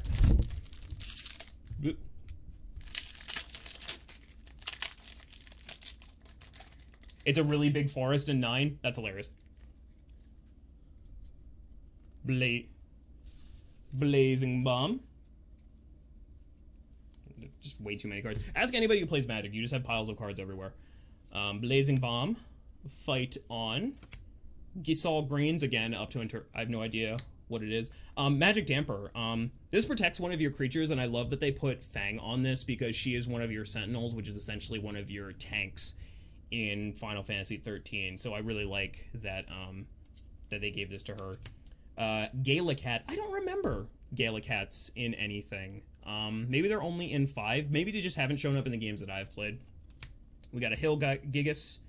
Grand Pulse Ochu. Now, I think I was talking with some friends about Final Fantasy 13. Apparently, we don't remember any of the minor details about 13 at all, because I don't remember this guy. I remember what Grand Pulse is, but I don't remember what the Grand Pulse Ochu was. It starts small and gets big. Maybe that's appropriate into the game, but I feel bad that I'm not remembering what this is in 13. Reno and Rude, some of the Shinra people from Final Fantasy 12 or from Final Fantasy 7, but they put them together into one card, which is cool. The lady that they come along with does have a card in one of the pre-constructed decks. I think 9 is the amazing story, but the game does not get good until 2/3 of the story. I got the Grand Pulse Ochu and say the same thing. I can't remember. I feel so bad. It's probably just a random enemy of no significance. Reno and Rude. Fire Magic. This is a really clever design. So we have Vivi casting a spell here, and what you can do with this card is essentially pay more mana, and you get a stronger version of that spell, which is really what the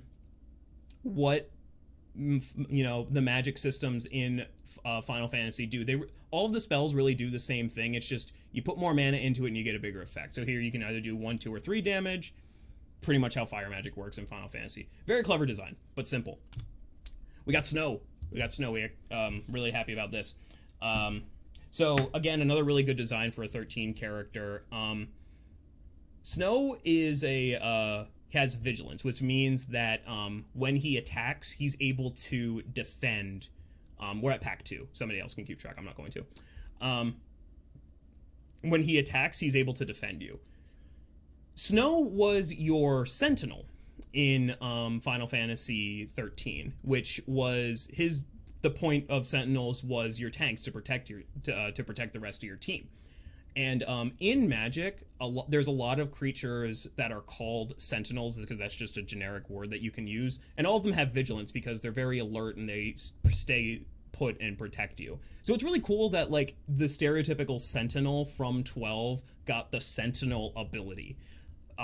Really appreciate that, and love Snow. Again, all of the Final Fantasy 13 characters got a depiction in this, and they did actually a really good job with all of them, so I appreciate that. Here's a good one. Sid Timeless Artificer. Snow Wolf, if you got any of these, definitely put them aside. They're going to be worth money. So Sid, if you're familiar with Final Fantasy 7, there's Sid's Hydrate. You can tell I'm smacking my lips. There's a Sid in every single Final Fantasy game. And they always are doing something with technology, whether it's like robots or cars or the airship or whatever. And they didn't really want to pick just one specific Sid to show in Magic. So what they did is they made 15 different arts, there's no Sid in one, for all of the Sids that are in every single game. And they gave them the text that a deck can have any number of cards named Sid Timeless Artificer. So you can put all 15 Sids in your deck. And they all have the same effect, and they all have the same name because they are Sid, they're the Timeless Artificer. There's been a couple cards in Magic's history that have allowed you to play any number of cards. None has ever been legendary, and none have ever been quite this good. Now, even though this is an uncommon, normally you only, if you wanted to play something like Fire Magic, the max that you could have in your deck is just 4. Sid, in a 60-card deck, you could have half of the cards in your deck be Sid. So even though he's an uncommon, because you're gonna need, like, 15, 20, whatever the correct number of copies is, they're actually gonna be worth a little bit. Especially now, if you want to go really deep and you want to have nothing but Final Fantasy VII Sids, that's going to be even harder. They've never done something quite like this with a card, and it's really cool that they pulled out all the stops. Again, it's people who understood this game made it. And we got Squall, or aka Leon from Kingdom Hearts. Yeah, we got Leon, or Squall. I'm happy about that. I don't know why we decided to call him Leon in Kingdom Hearts. It doesn't make any sense. But whatever.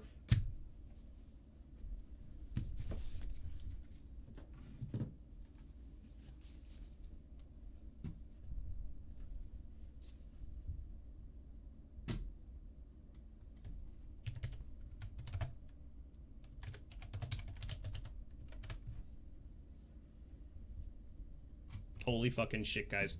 Holy fucking shit. Holy fucking shit. This is the best pull in the entire pack. This is the best pull in the entire box. Holy shit. Holy shit.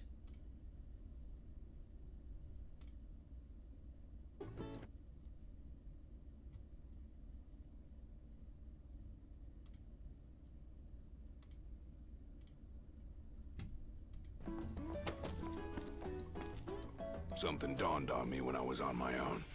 Any food you make tastes better when you use good ingredients, right? Then, if you take something already delicious like cup noodles and add in the finest, freshest ingredients, what do you get? The ultimate flavor experience.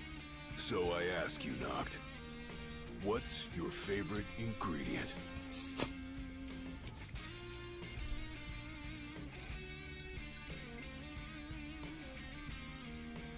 That's what I'm talking about. Minced meat is the key to every perfect cup of noodles. But why stop there? I need to say we fucking sleep. outdo the ordinary. Find ourselves some real good meat that'll surpass perfection. All that's left is to make our noodle dream a reality. First up, the ingredients. Yeah, whatever you say. A few moments later. You know something? Going through all that trouble to make our own custom cup, it's made me appreciate cup noodles even more. Perhaps we truly can't improve upon perfection. It's not about finding the single best ingredient. It's about crafting that perfect blend of meat, egg, and shrimp. That harmony of flavors is key.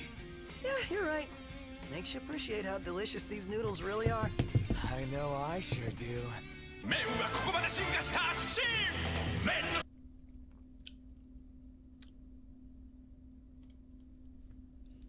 Guys, it's a fucking foil. It's a foil instant ramen. Oh my god. Holy crap. Trade you my first edition PSA 10 Shadowless Charizard for it? No deal. What the hell did I get on this? Did I get like cup noodle broth on it? That only adds to the value. Holy shit, guys. Foil instant ramen. Oh my god. Holy shit.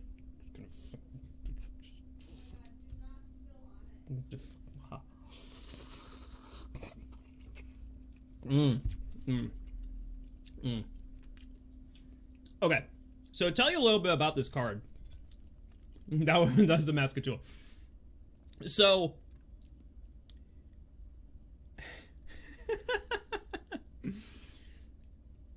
cards like this are a little bit controversial in Magic because they're a little bit immersion breaking. You know, Magic is like normally grounded in fantasy, and you know, when you have a card that is like, oh my god, instant ramen, it kind of breaks people's immersion. Now luckily, cup noodles are absolutely fantastic.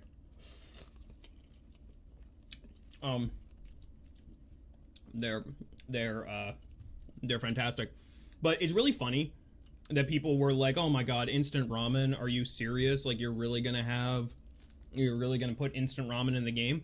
That was the reaction that we all had when it came to Final Fantasy 15 and they went through that stupid Final Fantasy, or that stupid cup noodles, ad.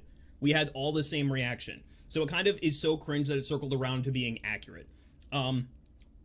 What's really funny is that the card has flash, which means you can cast it at instant speed. So therefore it is instant ramen because it has flash. Do you get the joke? Just bashing your head over the face. This is so funny. This is a total meme. I wouldn't be surprised if this is worth money because it's foil. Like, I'm not even joking. Snowwolf was showing me yesterday that he got a foil instant ramen, and I was super jealous. And now I have one, so you can't improve.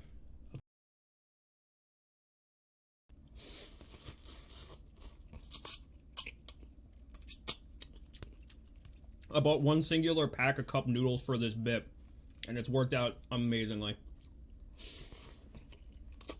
I'm gonna get this food away from the expensive cardboard. Oh, also we got an Angelo token.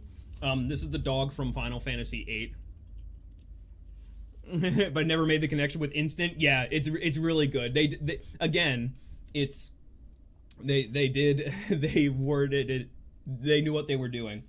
And we also got Angelo. This is the party member's dog in Final Fantasy If we... Oh, and also, that's cool, Darkstar. So normally, these are token legendary creatures. Normally, the legendary creatures tokens are really, really hard to get. They're really rare because only one card ever makes them. Darkstar is from Final Fantasy VII. It's cool that they put the legendary creature on both sides. I really like that. I'm going to put that one in a sleeve immediately. Because, like, you know, Renoa, who makes this token, and Rufus, who makes this token, if you are playing a commander deck based around those cards, you're going to want the token. Like, obviously, you're not going to want to represent that with anything else. So these tokens like this can honestly kind of be worth a little bit of money. And it's cool that it's 2 in 1.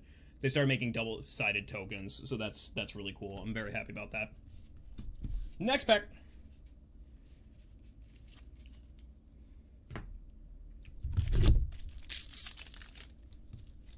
Oh, wait, hold on. Let me do this right. Cup Noodles goes in the top loader. It's funny that this is a common, by the way. I should have like 5 of these by now. And I got a foil. Like, what are the odds? Oh, I don't really like instant ramen.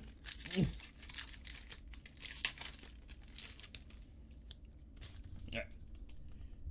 Gaylicat. Suplex. This is really funny. Can we get the train in the exact same art? That'd be really funny if we could. Or the exact same pack.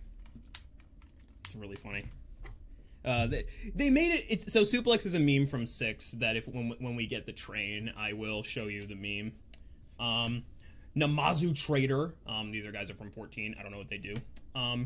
Precious Wanderings. This is a ramp spell. This is an instant speed ramp spell. That's kind of rare. Kikern Merchants from 11. Monk's Fists. Another instant ramen.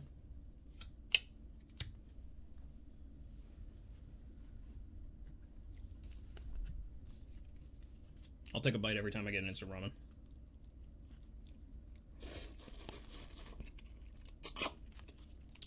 Mmm. 60% of your daily value of sodium. My training. But what's funny is that, like, Suplex is actually a good card. It's actually a pretty good card. Yeah. I never made the connection with training. Another Garnets. Another Relentless blah blah blah. Samurai's Katana. X-Death. Void Warlock. I believe this is one of the bad guys from Final Fantasy V. Another double-faced card. And then we got alternate art of Golbez, Crystal Collector. This isn't the super rare. Actually, well, it's a good art of him. This card might see a little bit of play. He's got a big butt, only 2 mana, 1/4. I like him. But yeah, instant ramen. Can we get an instant ramen count in chat? Thank you. Get an instant ramen count. Put that with my other instant ramen. And Golbez goes with the rares. And that's all for now. Oh, and a foil. Hilgigus. I'm thinking about making a cube out of the packs I open.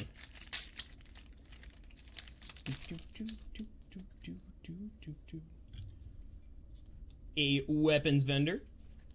Haste magic. This is cool because you know, haste is a thing that exists in Final Fantasy, obviously, but it's also a thing that exists in Magic, and they bridge the gap between them. Really like that. Shinra reinforcements. Town Greeter. I need this. Even though it's a common, this is actually very playable, so I'm going to separate this one out because I want that card. Ice Magic. Adventurer's Airship. Gary, you get another Blitzball. Eden. Do you guys remember what Eden was from Final Fantasy 13? I can't remember. I can't remember. Locke Cole from 6. Need to play 6. Apparently there's 14 fucking party members in 6, which is insane. We got Barrett. Barrett has another card in one of the pre-constructed decks. But this is a kind of cool depiction. He cares about the number of equipped creatures you have. And That's really appropriate because he's building a team of mercenaries at the beginning of 7, which I kind of like. Also, he has reach, which is really common for gun-wielding characters. Summon Anima. We see Anima from Final Fantasy X. My only gripe is that this is not a particularly strong card for how strong of a summon Anima is. It's even uncommon, and considering the hoops you got to jump through to get Anima, I'm surprised they didn't make it a rare with better effects. But what can you do? Excalibur the Second. This is kind of funny. So Excalibur is something that shows up in throughout Final Fantasy. There's already an Excalibur card in Magic from another crossover set that they've done with Assassin's Creed, which is pretty funny. Then we got Black Mage's Rod. Oh, and a foil swamp from FF14. That is a pretty swamp. I don't know what the significance of this swamp is, but you know, with the moonlight and the purple over that swamp there, that is really, really nice. I like that a lot. But yeah, we got a isn't this really, really hard to get in 9? Like, don't you have to jump through some ridiculous hoop like New Game Plus or something like that? And I really like, I can't emphasize enough, really like that swamp. And we got a hero and treasure token. Not a great pack, but regardless. Moving on.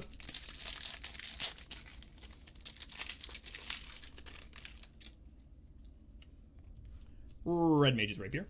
Black Mage's Rod. An instant speed ram spell. The Kukin Merchant / of Light. I guess this is you beating the final boss in 1. Mysidian Elder. Adventurer's Airship. Ash. Okay, another 12 characters, so I gotta talk. So Ash, it's kind of, Final Fantasy 12 is weird, is that I'm struggling to figure out who the main character is. The character that you're controlling throughout the game is Vaughn, but the character who matters most to the plot is most certainly Ash. She's the princess that you have to essentially rescue and help go do the god plot in 12, to put it the most mild way. And obviously legendary, and her effect is that whenever she attacks, you get to look for an artifact card. There are multiple instances in this game where she is given swords, like you can see here, to basically like go try to resolve the plot. So going to get artifacts is a really common thing you have to do in 12. So this is a good depiction. Not the strongest card, but I'm glad to see Final Fantasy 12 characters getting any depiction. Only 4 of the 6 party members got depicted. And 1 is uncommon, which is unfortunate, but regardless, happy to see her. Circle of Power. Thief's Knife. Alternate art of Summon Fat Chocobo. That's cool. With an original drawing from I'm not familiar with this artist, but the Fat Chocobo art is really cool. I don't know what pack are we at, chat. What pack are we at? Summon Primal Odin again. I'll put that aside. And Lock Cole, a foil one.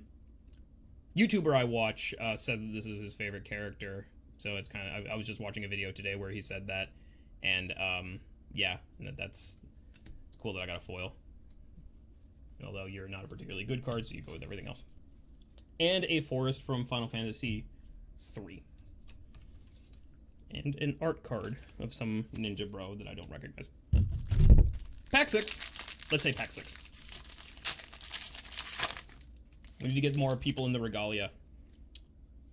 Combat tutorial. So this is the moment in 10 where it forces you to fight a flan, and you don't do so good, and then Lulu shows up and with her goth mommy energy and is like, hey, this is how you do it, dumb fuck. So you get to draw 2 cards and put a +1/+1 counter on the target creature you control. In Magic, learning something is equated to drawing cards. And putting a +1/+1 counter on something is getting stronger. So, you know, you always got to have the tutorial at the beginning of the Final Fantasy game. So you learn something new and you get a little bit stronger. And there's Lulu in the back calling you a little bitch. Magitech Infantry. These guys are from 15, although there was definitely Magitech in other Final Fantasy games. Warrior Sword. Resentful Revelation. This is the moment that you find Sephiroth in the basement of some facility, and he learns that he is not a real person. He is like a lab experiment. And yeah, this is, you know, him drawing a card, but learning something new, but it's a little bit, you know, evil. Chocobo Kick. We got another Syncopate. Adventurers in. Torgal, a fine hound. This card's good. So Torgal is your doggy from Final Fantasy 16, and he's really good. I guess, I don't know, you don't really fight with Torgal, he's more of a support. Is that the right way to say, or can you actually control Torgal? But I actually think he's pretty good. He gives you more mana, which lets you do stronger things faster, but he also buffs your humans based on how many dogs you have. Which, you know, for a dog supporting character in a Final Fantasy game, that's very appropriate. Also Ambrosia. Who owns Ambrosia in Final Fantasy 16? I am not familiar. Demon Wall. This is people were really happy about this because the creature is Demon Wall and its creature type is Demon Wall. Those always go over well. Another Emperor of Palamecia. Man, this is the Final Fantasy 16 pack. We got Torgal and Ambrosia, and we got Clive's Hideaway. Is this just a place that Clive goes to? I don't know what about this is a town, but it's a town. And a foil catch a fish. That's fun. That's fun. Oh, it's Clive's Chocobo. Cool. Yeah, the foiling on this is really good. Not all foils are created equal for sure. Like whenever there's water, it looks a lot nicer. It's like a deeper blue. And we got this same forest again. And a token. There's usually a token in every pack. Right. Pack 7.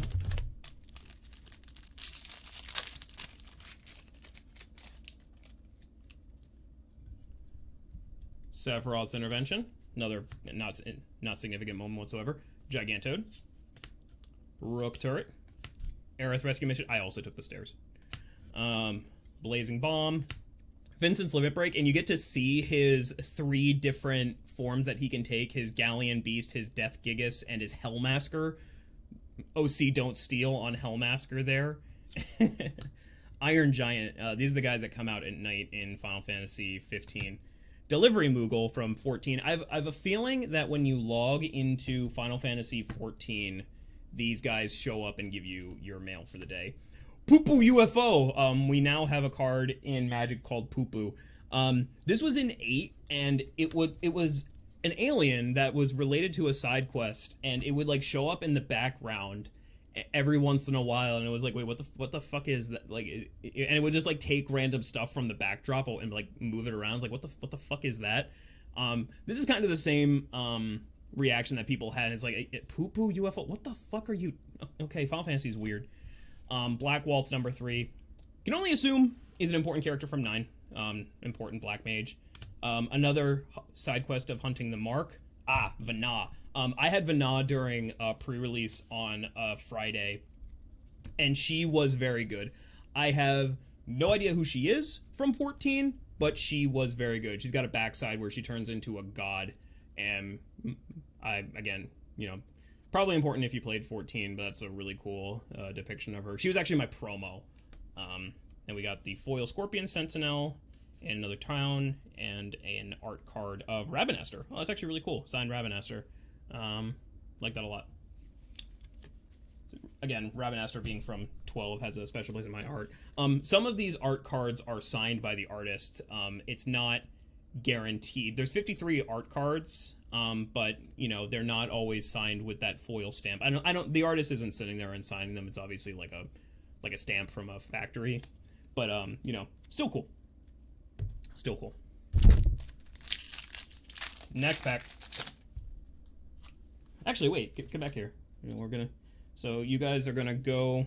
Wait, hold on. Where's that foil catch a fish? Yeah, there's a foil catch a fish. So you guys can go. You're going on your trip to catch a fish, and it's foil this time. You get so much of this goddamn paper that makes terrible noises. Summon gluten-free Ifrit. Ahriman. I don't know if I've played any games that Ahriman are in. Balam T-Rexar.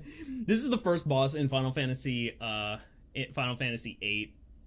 And this is kind of a meme in terms of Magic, because they keep making 6/6 tramples for 6 mana, and they keep just making them better and better and better. It's funny that they bridge the gap there. Dragoon's Wyvern. We got a Moogle. We got a Sahagin. We got Memories of Nibelheim. This is promotional art of Tifa looking at the sky and remembering her childhood. This is a little interesting of a depiction, because the card destroys something and she's doing like a big think. Not all of these are necessarily like appropriate. I'll even argue that the really expensive card Stay With Me that I have is not a good depiction, because this is a really somber moment, whereas Ristic Study is supposed to be somebody like brainstorming and getting new ideas. What about this moment is destroying something? It's a little weird. There was more appropriate cards. They didn't need to make it this card, and this card's not even worth that much, so it's a little weird. Overkill. Okay, so this is an example of a meme that actually makes kind of a good card. Target creature gets negative 9,999 until end of turn. So that it technically works in terms of Magic. If a creature has 0 toughness, that second ability, at any point they instantly die. This is literally overkill. Effectively what this reads is destroy target creature, but it also doesn't. So it's cool that they, it's a meme that works. It's really fun. We got another Prompto. Prompto, sorry, you're not as good as Foil Prompto, so sorry. Galoof's Final Act. This is probably a huge spoiler for Final Fantasy V, where Galoof dies. Garland, Knight of Cornelia, he is also double-sided. He turns into Chaos. We have to kill Chaos. What is we have to kill Chaos from? No idea. But Chaos is a recurring entity from Final Fantasy. And our rare is Balam! Seed Academy. And it's different art, too. So this is another town, which I really appreciate. And this is your academy in Final Fantasy VIII. You're a student at an academy in Final Fantasy VIII. And at some point during this story, when shit gets real, the headmaster is like, hey, by the way, this is actually like a battleship. So this card can transform into a battleship, which is cool. It's a land that transforms into a vehicle. I like that a lot. And we got a foil side quest to play Blitzball, which will be going to American Bandit. Like this one, because it transforms in when you complete Blitzball, it turns into a legendary equipment. This was Wakka's ultimate weapon in Final Fantasy X, which you could only unlock by playing Blitzball a lot. So, just like in Final Fantasy X, you play a Blitzball, you get a really strong weapon. Expect this on your doorstep, Gary. And then we got a mountain from 4 and a hero token. Yeah, I would say we are doing pretty well for ourselves. I cannot complain. Kill Chaos is from Stranger in Paradise. Yeah, I'm not, I didn't play that. I did not play that. Although that Chaos is not from that, because it's not from spinoff. Not from a spinoff. Red Mage's Rapier. Black Mage's Rod. Airship Crash. Retrieve the Esper. Sahagin. White Mage's Staff. Restoration Magic. Another Tidus. He can help you complete Blitzball. There we go. There's the Phantom Train. Where's that suplex? Now I can show the meme. Where is that suplex? Where is that suplex? Where is the suplex? Where is the suplex? I lost the suplex, guys. It's the Souls-like of Final Fantasy game. Oh god. Don't give Square Enix any ideas. There's the suplex. Okay, so you can see in the suplex art, he's running at a train. In Final Fantasy VI, the move suplex is just a general, like, do a bunch of damage spell. However, it works on anything, and because Final Fantasy VI is still one of the 8-bit Final Fantasies, the animations aren't great. So the suplex animation isn't very detailed, but it's it's not very detailed, but still works on anything. There's a part in Final Fantasy 6 where you have to fight a train, aka the Phantom Train, and you can suplex the train, which makes zero goddamn sense.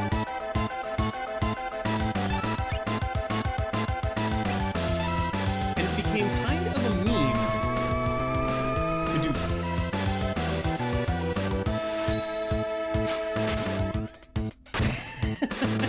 Every time that this game is played in Final Fantasy, or played during GDQ, it is a redemption award to suplex the train.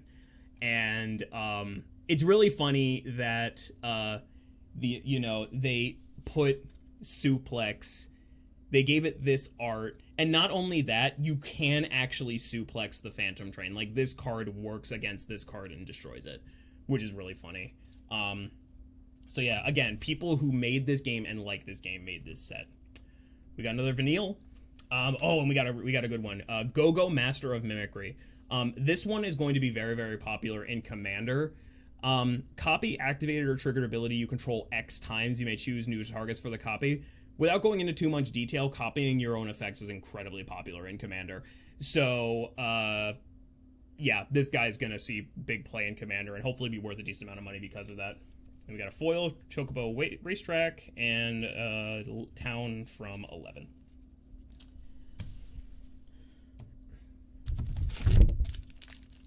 What do you mean Stranger in Paradise is a Souls-like FF game that has 3-player co-op? Don't give Square Enix more ideas. They're making an Among Us clone in 2025 instead of showing us things for the games that we know are coming out. Dreams Laguna. This is from Final Fantasy VIII, and again, it's another one of these flashback cards. These 3 guys are important leading up to the current events going on in Final Fantasy VIII, and you play as them in flashback sequences. So it's another instance of a flashback card. Yeah, I guess it is already real. God damn it. Another instance of a flashback card being a real flashback in the game. Paladin's Arms, Sabo Tender. Oh, I wanted to ask, are there Cactuars in Final Fantasy IX, or are they just these Sabo Tenders? Formed by Black Mages, Commune with Beavers, Vintage Limit Break. Hey, we got, oh sweet, okay, we got 2 really good cards here. So this is from Final Fantasy XIII, the Thrum of the Vestige. I don't remember this moment, and I feel really bad, but it's a depiction of one of the best cards of all time in Magic ever. This is a reprint of Lightning Bolt, which is freaking awesome. I'm happy to get this. Is it almost my turn again? It can be. How about you just open the next one? Okay, I'll be right back. Yeah, just open the next one. So it's really cool that I got this.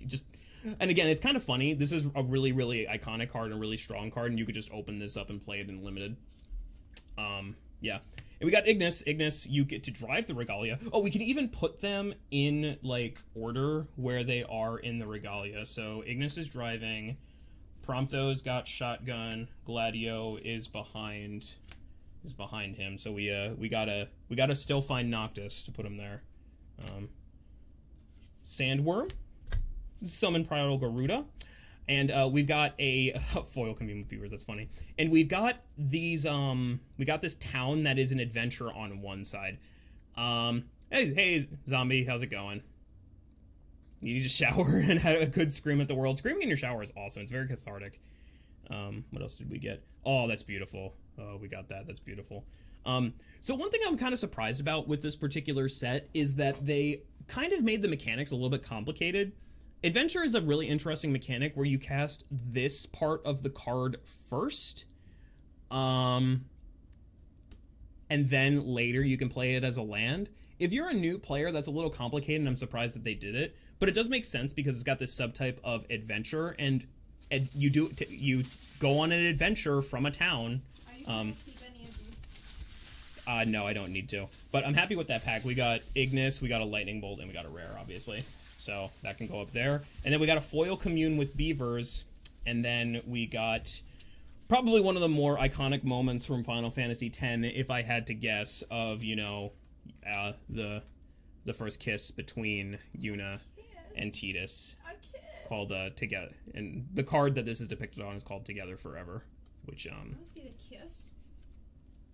Oh, that's cute. Yeah. I don't know any of these characters. I know you don't. Well, okay, so it's my turn.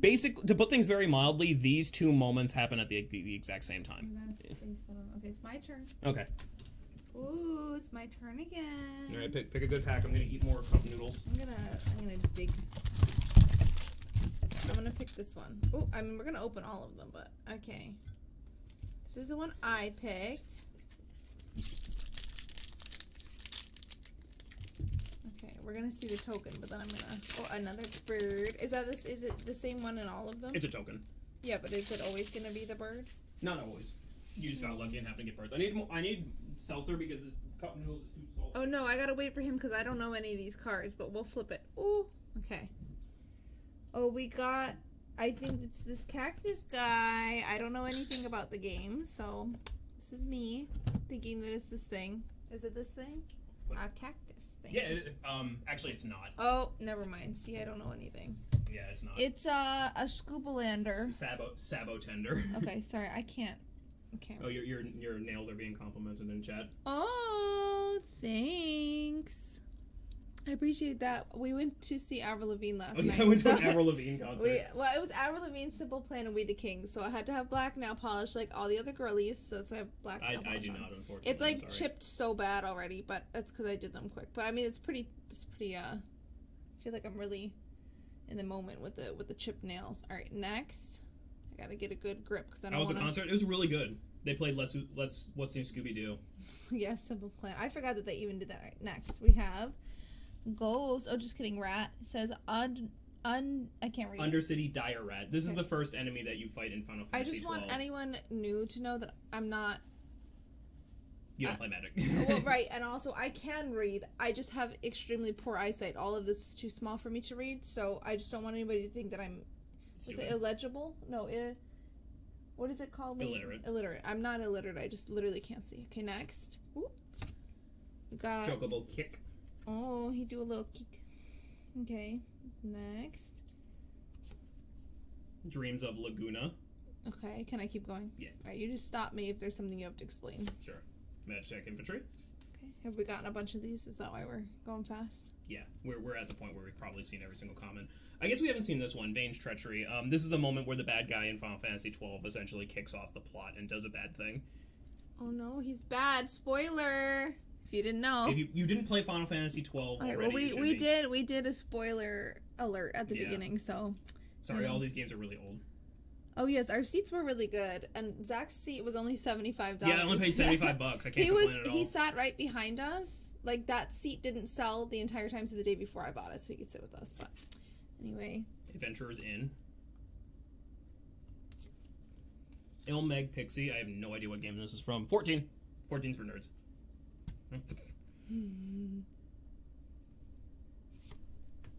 Capital City. A generic capital city. It's a town. It's a Wizard of Oz. It does kind of look like Wizard of Oz. From 16. The Crystals Chosen. I believe this is the Onion Knights from 3 being gifted power. The lead singer bullied you for your height. I'm so sorry. Well, he looked like that's height. Is he not a ginger though? He is a ginger. Yeah, you could just bully them for that. Anyway, they all did really good. I have did. not seen any of them that I can remember. I may have seen Simple Plan a very long time ago and just don't remember, but I haven't seen any of the rest of them. Oh, we have this. Teapot, or I can't read it. I'm sorry. It's a side quest to collect cards, which I guess is a thing you do in 14. Wow, that's funny because that's what we're doing. We're collecting cards. Yeah, and the backside it's double sided. Oh, but don't worry, just go to the next card. We're gonna reveal and then we'll. From father to son. So this is the flashback of in Final Fantasy 15 where your dad gives you the car. Wow. Which is really funny. I just want to show this card. This was the back. So there's a magic card called Magicked Card in Magic the Gathering. It's like a fourth wall thingy. Yeah, really. Okay, next. Ooh, Akuja, Genome Soldier, a foil one. He's double-sided too. I guess this is like one of the main bad guys. So this is a lot of the main bad guys tend to transform in Final Fantasy, and He does a little magical girl transformation. yeah, he does a magical girl transformation, and he like loses his shirt and gets really hairy. Oh, wait. I think he's got a monkey tail. Oh. But yeah, good job. So he's like a werewolf. Okay. Kinda. And A land. this. And this. Which had the bird on the back. Okay. That Thank was you. my other pack. Yay. That was my A round other of applause for Lupe. Thank you. You did really good at random chance. pack. He gets As a long as pass you 'cause were it okay was- with it, He that's gets a fine. pass because it was funny. No, all of the artists did really, really well. Everyone sounded really good. The sets were a really good length of time, and all the attendees were also really sweet. So it went over. Yeah, we were like, there was only one set of seats like in front of us, so it was. But we weren't in the pit, but we were like to the side of the pit. So our seats, yeah, were actually pretty good for how big the venue was. We got pretty lucky. It's really so. This is really funny because from father to son, it lets you search your deck for a vehicle, so you can actually go get the regalia and and have Gladio and Prompto and Ignis drive it. It's really funny. Daya, if you haven't been here for a while, we're trying to find Noctis so we can fill the regalia properly. Do it like that. There we go. Alright, next pack! Failing at this one. Alright, so I'm just gonna skip to the uncommons because we have gotten through a lot. Ooh, this is a good one. Golbez, Clad in Darkness. This is another reprint of an already existing card, Sir Conrad the Grim. He was a legendary creature from another Magic set, but he's basically just like a Dark Knight, which is what Golbez is, so I appreciate that. Another Prompto, Capital City, Crystal's Chosen, and more Ninja Blades. And then, ooh, we got a foil one of those towns that I was talking about. We got a lot of foil rares. I'm pretty happy. Cannot complain about that at all.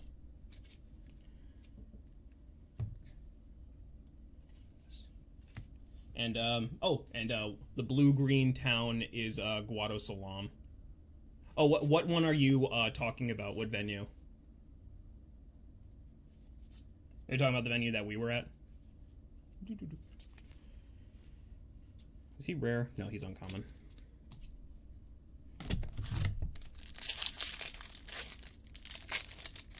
Golbez is the main villain in 4. Gotcha. Alright, I'm just gonna skip to the commons, through the commons. We need our 14 nerds to come in and tell me what the Prima Vista is. Or 9. It's Final Fantasy 9. This is a Prima Vista. Oh, Fall Out Boy and Paramore at that venue. Okay. Rydia's Return. I'm showing a moment from 4. The Gold Saucer! This is really funny. So this is a town. If this Gold Saucer is from Final Fantasy 7. It's where you can gamble and play games.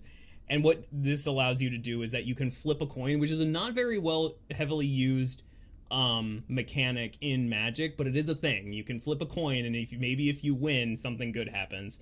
And you create a treasure token, which is essentially you getting money, and then you can spend that money on cards. It's clever. My opponent on Friday played this against me, and he flipped 3 coins and won every single time, and I'm like, you gotta be fucking kidding me.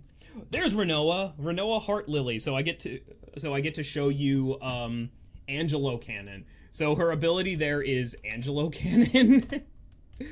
From Final Fantasy VIII, and it's really stupid. And again, this is another one of those moments where I am very, very glad that they showed it, because it's a meme, but again, it's not.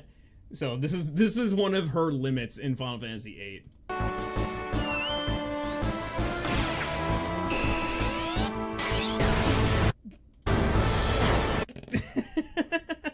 It's hilarious. Oh man. It's just whatever. It's just really funny. But yeah, this is an example of she's the only creature that would make a Angelo token. Yeah, that venue was really neat. It was nice and open. I didn't feel too crowded. Of course, it was like concert crowded, but it wasn't like terrible.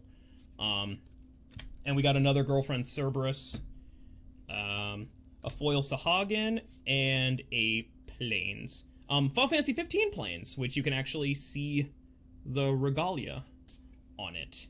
And a cool little art card. So the rare was GF Cerberus. You might be noticing that there's a lot of foils in these packs. That's kind of a new thing. They didn't used to always put foils in every single pack, but now they're guaranteed. Yeah, we did also have one run in front of us. That was actually like the spot right in front of you guys was essentially like the end. So like there was only people on one side of you to the front, so it wasn't that bad. All right, goes through the comments. Oh, we got a depiction of lightning on Thunder Magic. Very appropriate for lightning to be casting lightning. Blitzball shot. Okay, so then we get to the uncommons. Rydia, Summoner of Mist. No idea from 4. But this is actually a really good card. Landfall. Whenever a land enters, you can discard a card and draw a card. I think this card has a chance in Constructed. Eject. This is really funny. So if you've ever played Final Fantasy VII, you know there's that point where you have to get past the snake. And to get past the snake, you have to use a chocobo. If you try to just take it on yourself, the snake ejects you from the battle, which in Magic terms, it puts you back into your owner's hand. So it kind of prevents you from, like, cheating. You have to go... They make you go get the chocobo.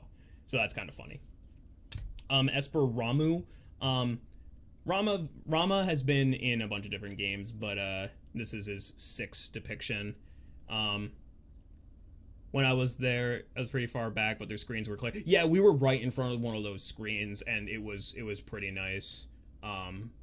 So, like, yeah, the screens were a very, very nice touch. Which, especially, even for us, even though we were close, the screens were a nice touch, because Avril's setup was really, really far in the back, so she could be on, like, a stage, kind of on the stage. So a lot of the time she was standing there. She was actually kind of hard to see from where we were at, but, you know, the screens were there. Astrologian's Planisphere might have a chance in Constructed. I'm happy about this card. And Dion. We got a Dion, which is really cool. Now Knight token, and then flips into Bahamut, Warden of Light. I think this card's gonna be pretty good. People are kind of downplaying it. But it's really, really cool. I've heard that Dion is the first canonically gay Final Fantasy character, outside of like fan theories and everybody playing Final Fantasy 14. Which I don't. Who do we think? Gary and Snowwolf. Who is this guy? Is that his partner, or is it like some other guy that is like his trainer? Obviously, that is the knight. It's Terrence. Gotcha. So, yes. That is Terrence. A prince. Gotcha. So, yeah. This is cool. I think this card is going to be good. I checked the price on this earlier because I was like, oh, yeah, I have really high hopes for Dion. It's like 50 cents. Which I don't believe. Like, it's kind of crazy. But, yeah, very, very good cards. Happy to see Dion. And then we got a foil Stolen Uniform. Lots of Final Fantasy games, the full art is cheap, good for you. Yeah, get your favorites, man. Like it's really good, especially since I think because he's a Final Fantasy 16, one of the Final Fantasy 16 characters, that he gets that really awesome full art treatment, kind of like how Clive gets. Is MTG a role playing game like D&D? Not exactly, but they depict moments from stories in the game. So this is being the Final Fantasy set. This is a character from Final Fantasy. So it's showing off somebody from a role-playing game. But you know, all this text, it's not going to mean much if you don't understand the game. But these are essentially the rules of the card, and you play them up against each other. Is the best way to put it. More akin to like a board game, or another trading card game like Pokemon or Yu-Gi-Oh or something like that. But yeah, don't go out and buy your copies because, again, this is not financial advice. And I like this foil Stolen Uniform. This is a chance in Constructed. Lots of moments in Final Fantasy where you have to steal a uniform and put it on yourself to do a thing. So, happy to see that in foil. Another Guado Salam, and, oh, another Ravenaster. This one not signed. That's okay. I think we're about halfway through the pack. I mean, if the box were to end at this point, honestly, I'd be happy. I've gotten, like, a bunch of foil mythics. I'm going through the comments because we don't need to do it now. Oh, another Town Greeter. I need that.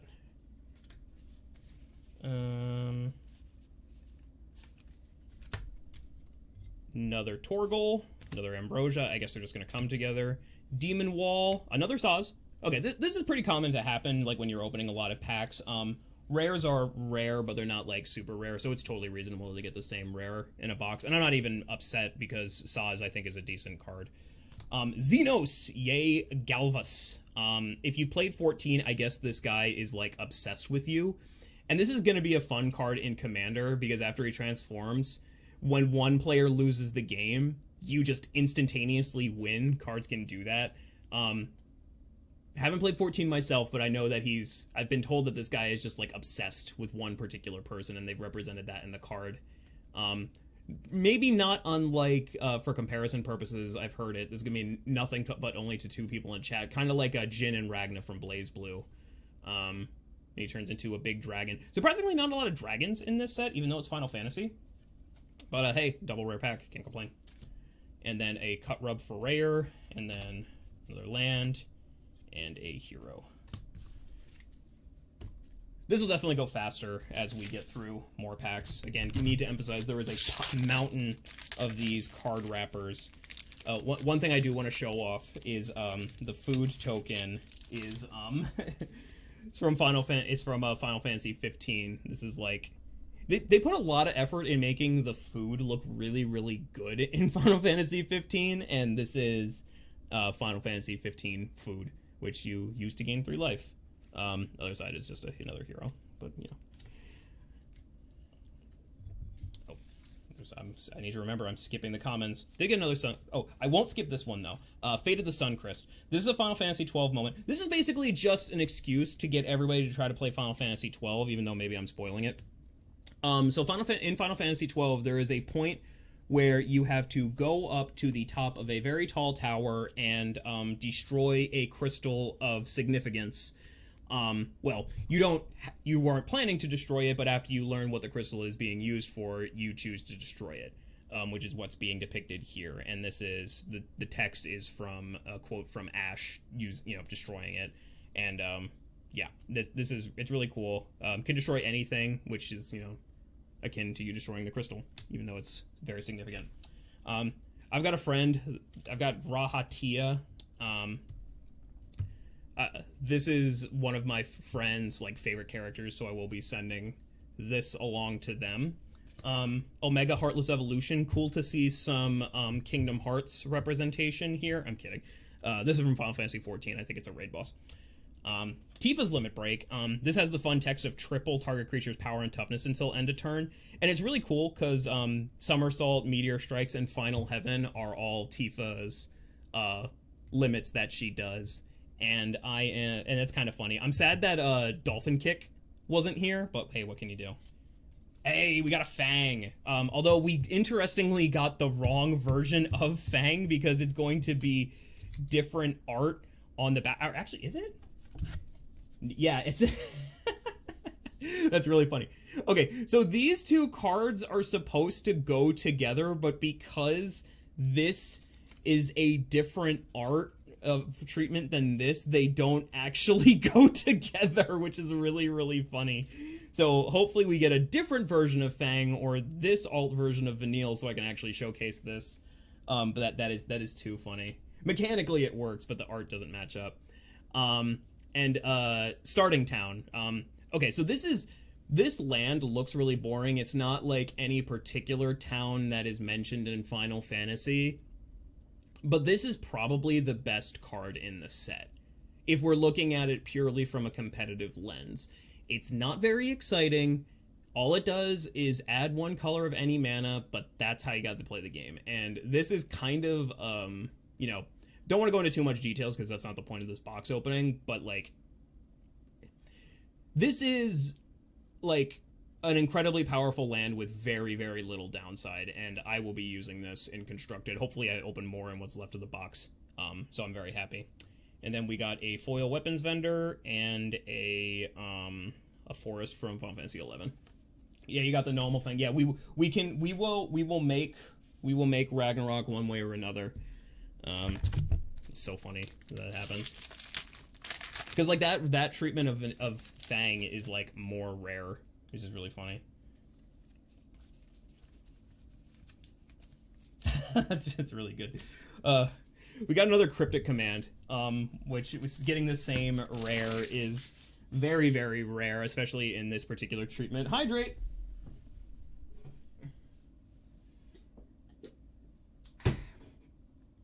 Okay, so because I have so many goddamn cards next to me, I have to reach all the way over there.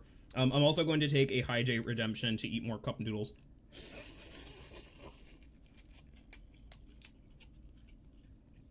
This is probably the first cup of noodles I've eaten in like 10 years.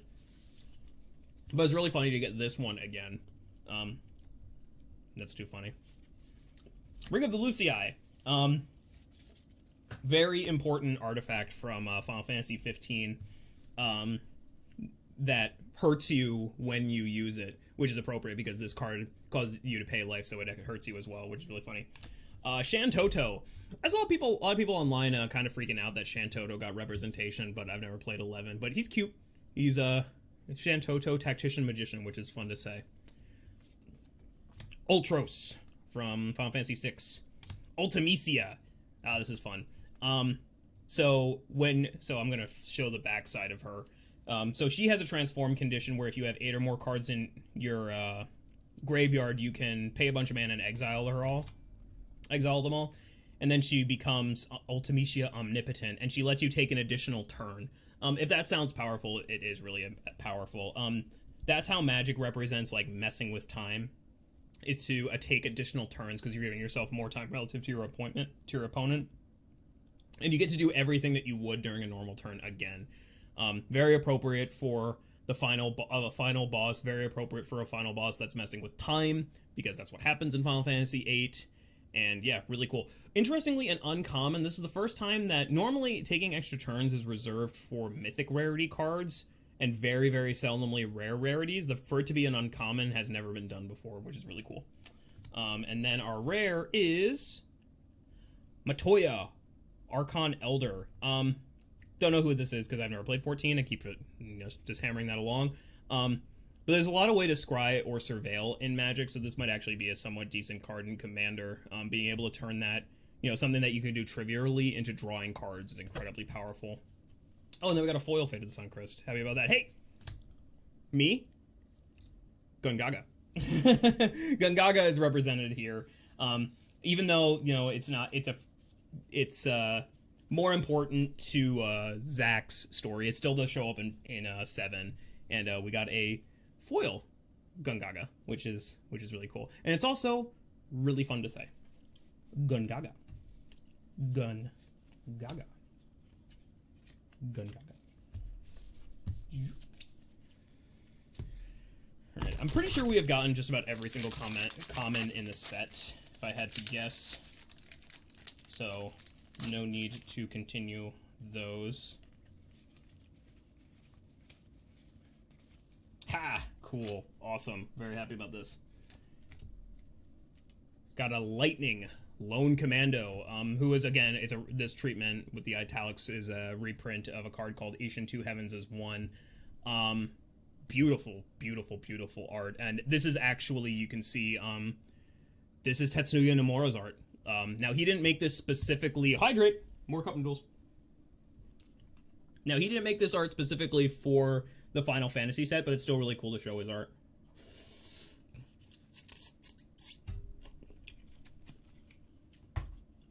Yeah, this is really cool.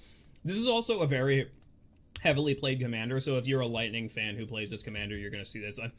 Beautiful art. I mean, Nomura just kills it every single time.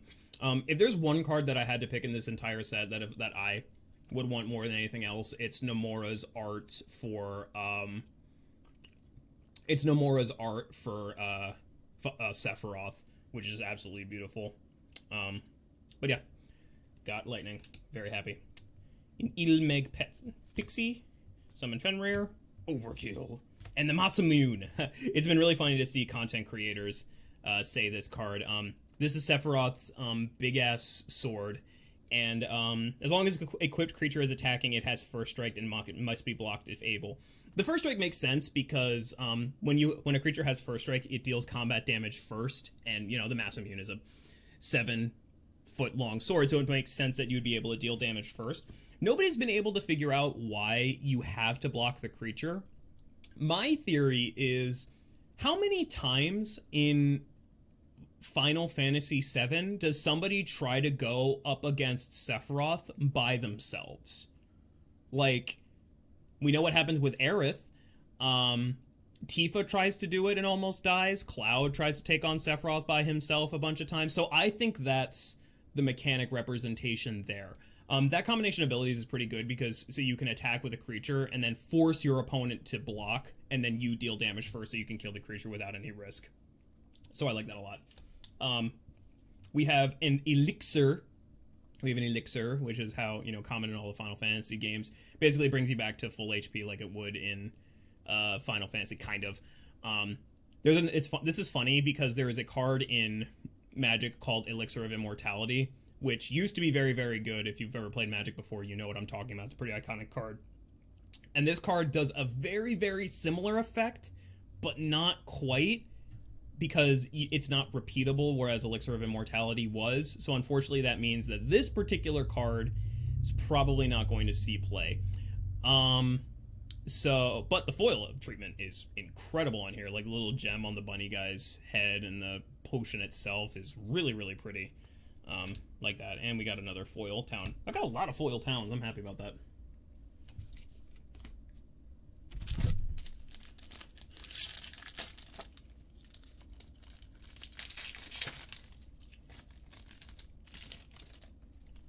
And again, we've only pulled 2 instant ramens, one of which was foil, which is fucking hilarious. Oh, again, don't do the comments, Zach. Don't do the comments. Aha! Battle at the Big Bridge. This is a showing of a card called Fatal Push. Fatal Push sees play in a lot of formats competitively, in a lot of constructed formats, and this is a really, honestly, beautiful art. There's been controversy among these because they're just stills from the games. They don't really look like Magic art, so take it with a little bit of salt, but I mean, the card is good, worth a little bit of money, and I mean, if I'm just talking objectively, maybe it's not like Magic art, but I do think that this art looks really cool. So, I'm happy to get a Fatal Push like that. Tonberry. Tonberry is really funny because it has a really cool combination of First Strike and Death Touch, and it stays tapped for a couple of turns, so it can attack right away. It just sits there waiting, but then when it finally can attack, it's really threatening. It enters with a stun counter on it, so if you know anything about Tonberries, they just slowly creep at you with their little knife, and then they get you. And they basically just insta-kill you. So that's a really good depiction. We got Zidane, who is a human mutant scout. Cool guy. I gotta play 9. Sorceress's Schemes. Zodiark. Umbral God. Has the very unfortunate mana cost of black. That many colored mana pips, if you compare something to, like, Zidane, he costs 5, but you only need 1 red and 1 white. Zodiark needs 5. That's so hard to do. Now, if you do manage to cast him, he is really strong, but man, that is a cost. See, when I think Zodiark, also that's amazing. When I think Zodiark, I think of the depiction from Final Fantasy 12, where he is the hardest summon in the game to get. And this is absolutely incredible. We got an alternate art, Bahamut. Wow, that is probably the best pull in the... If I had to guess, it's alternate art of a mythic rare card. Wow, that is really good.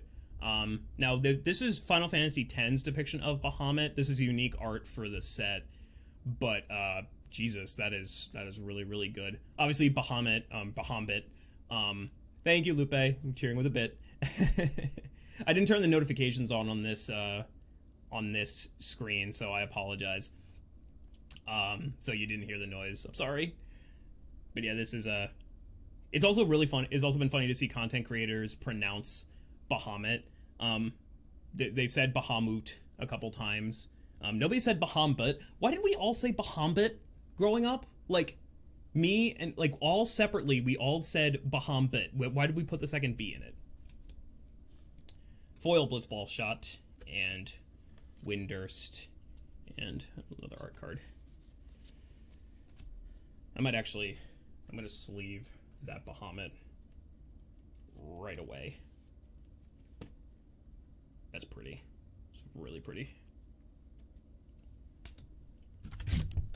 Basically, much like Bahamut in Final Fantasy games, if you summon how Caius and Chaos Bahamut doesn't get a card. Chaos got a card, but not Chaos Bahamut. But yeah, if you cast Bahamut in a game of Magic, you are likely to win, to put it very mildly. We got Reach the Horizon. This is the moment where they escape from Mako in Final Fantasy VII after the bike chase scene, which is pretty cool. I like that. I like that. Eject, another Rydia. Summon Girlfriend Ifrit. Yes! We got the last one. We got Noctis, Prince of Lucius. Can talk about him a little bit while we get rid of these other cards that aren't as important. Yeah, this is cool.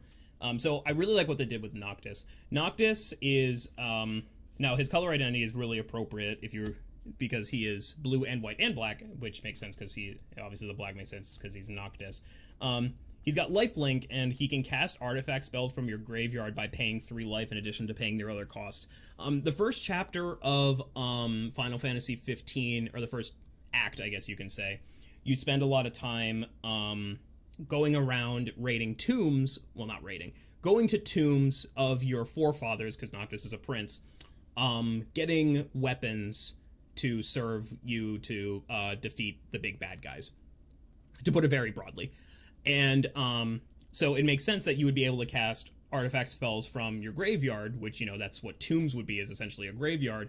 But you have to pay 3 life, which is interesting because all the weapons that you take from the tombs, you can use them, but they hurt you. So you can use artifacts from your graveyard, but they hurt you.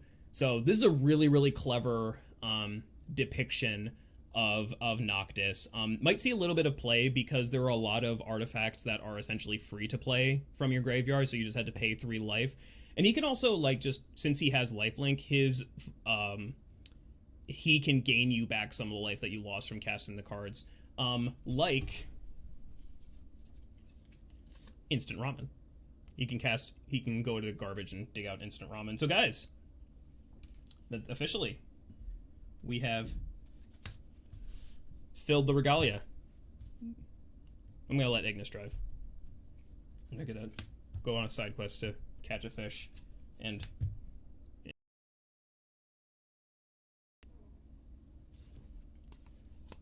I'm still eating this.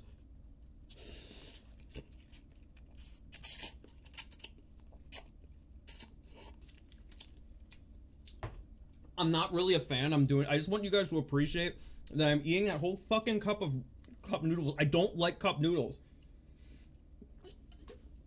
I bought them entirely for this bit from a CVS, and the worker looked at me like I had 3. I was like, why the fuck are you buying an individually packed cup noodles from a CVS, you weird man?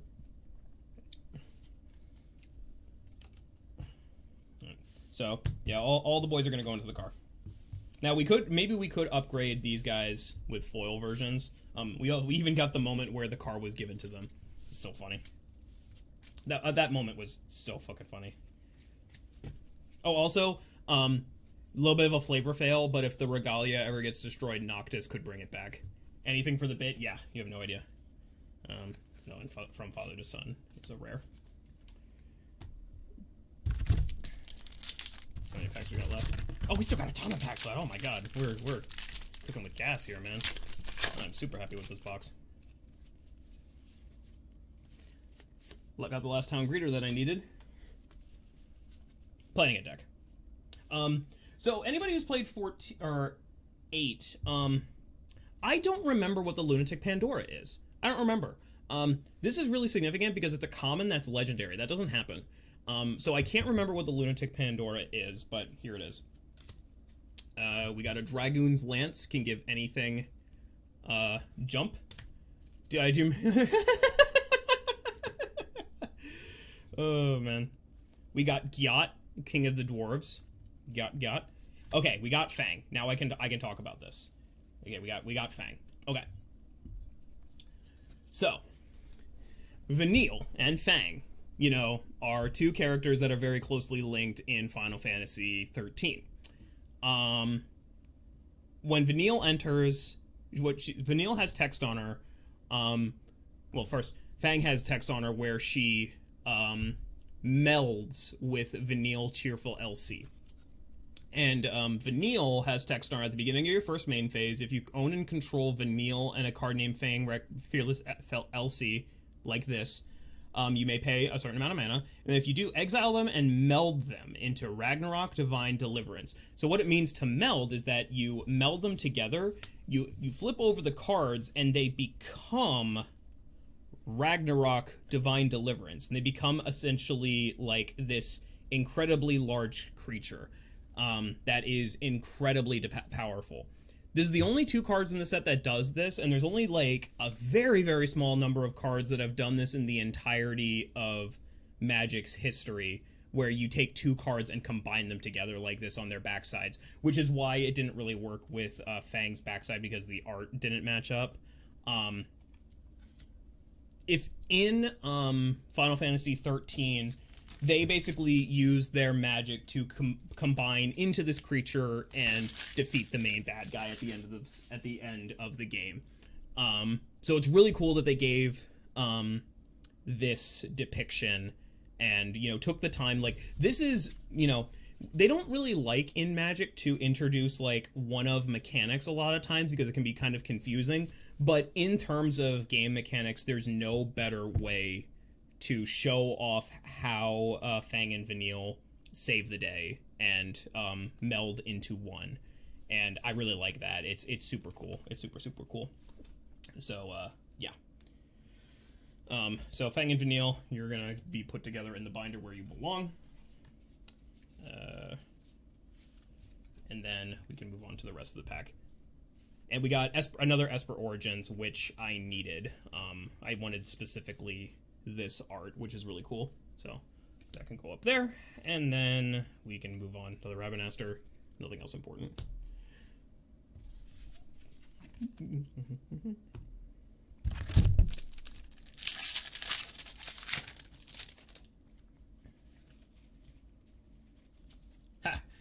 I actually opened this card at pre-release. Didn't get a chance to use it. It wasn't in the colors I was using. But this is Van, Aspiring Sky Pirate. That's what he does in the game. He is an Aspiring Sky Pirate. The Final Days. The Water Crystal. So there are crystals for every single color for each of the colors of Magic, and each have a similar effect. And it's really cool. They're all legendary artifacts. They all make your spells cheaper to cast. And, you know, this one is probably one of the better ones. Milling is, in Magic, is taking cards off the top of your deck and putting it into your graveyard. The very first card that ever did that in Magic's history was called Millstone. And players, it used to be, like, all printed out, like, whenever you put one or more cards into your graveyard, they may mill that many cards, whatever. It used to be like all spelled out, but because so many players use the short term of mill, they just changed it on the cards, which is kind of cool that it's like community response, because it's what we all said when we were talking about it. So happy about this one. We got an airship crash and a cool swamp.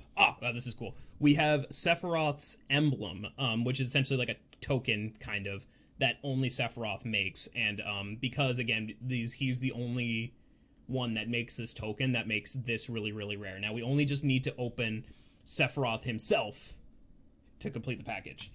Fingers crossed.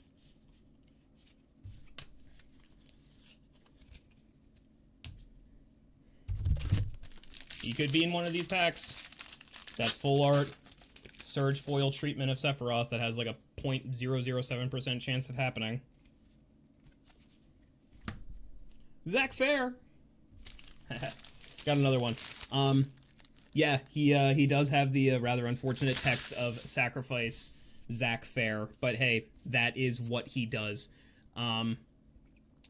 He also has the ability to give his equipment that is attached to him to another creature for free, and that is what Zach does. He sacrifices himself and somebody else gets his weapon. Pour one out for Zach Fair. Clash of the Icons. I don't know if this is a particular moment from Final Fantasy 16, like a particular one, but I do know that the icons are essentially like the summons, as far as I understand, and maybe this is two of them fighting. This is a really unique card. Those second and third bullets of messing with lore counters, that's not something that any cards actually in Magic do. So it's really cool to, you know, that makes this card kind of significant because it's the first of its kind. Another elixir, raising a chocobo, and we got Sin. Oh, and a foil diamond weapon. So just because there's bad guys in Final Fantasy doesn't mean that they can't be depicted on cards. This is Sin from Final Fantasy X, and it is, you know, you can summon it, and it is a Leviathan avatar, and it is really, really big, and it flies, and it is imposing, and yeah, it's really, really cool. Sin being one of the, you know, very strange. Like, people were very confused when, if you that don't know Magic, like, what the fuck is this? Like, what in the ever-loving fucking... Like, yeah, that's the reaction you're supposed to have to Sin. Like, it's really scary and like a Chthonian type of creature almost, you know? I could pull the Sephiroth. I'd be very happy if I did. We could build a story out of Zach Fair, Sephiroth's intervention. Haven't gotten Aerith yet. But, yeah. We could. Alright. We got Squall Leonhart, aka Leon from Final Fantasy, or from Kingdom Hearts. Dapple, do you want this? Do you want a Kingdom Hearts character? Stolen Uniform, Cloud of Darkness, legendary creature. Queen Braun from 9, another Ultimecia, and a fancy version of Triple Triad. I'm pretty happy about that. I am good, but it's a nice guy. Yeah, Squall. No, Leon. His name is Leon. And here we have Squall playing Triple Triad. I'm pretty sure I spent more time playing Triple Triad than actually trying to beat the story in Final Fantasy VIII. And even though Final Fantasy VIII is a really good game. Random Encounter is also a really interesting, it's very flavorful depiction. You shuffle your library and then you take the 4 cards off the top of your deck and throw them into play. So it's essentially you just get, hopefully, random creatures, which Final Fantasy games are known from their, which one's Jonathan Bailey? You essentially get to throw a random creature on the battlefield, maybe. Which is really flavorful, because Final Fantasy has its random encounters.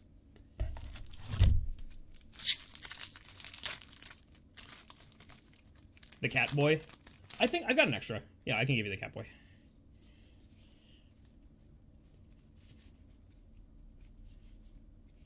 Guys. And Ignis is going to make it for us. Okay, if you guys think that I have, like, multiple cups of instant ramen, it's the same fucking instant ramen.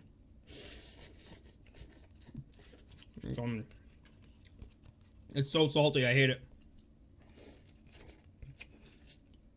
It's not real food. It's like the concept of food. It's like if an alien made food, beef, in quotes. Ugh. Thank you, Ignis. A Sandworm. Primal Garuda. Diamond Weapon. The Lunar Whale. I don't know what's going on with this, but I do like the idea that you can pilot a whale.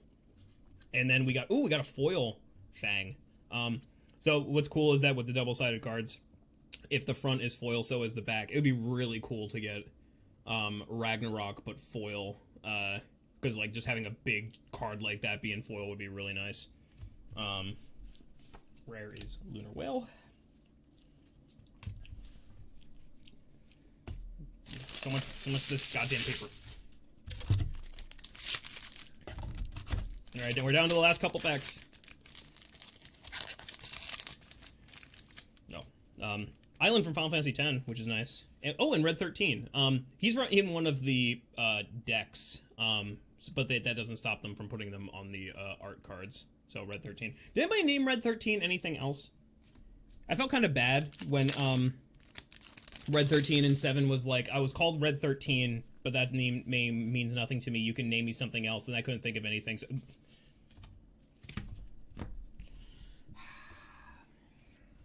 it's just kind of like a little bit of noodles and a lot of broth.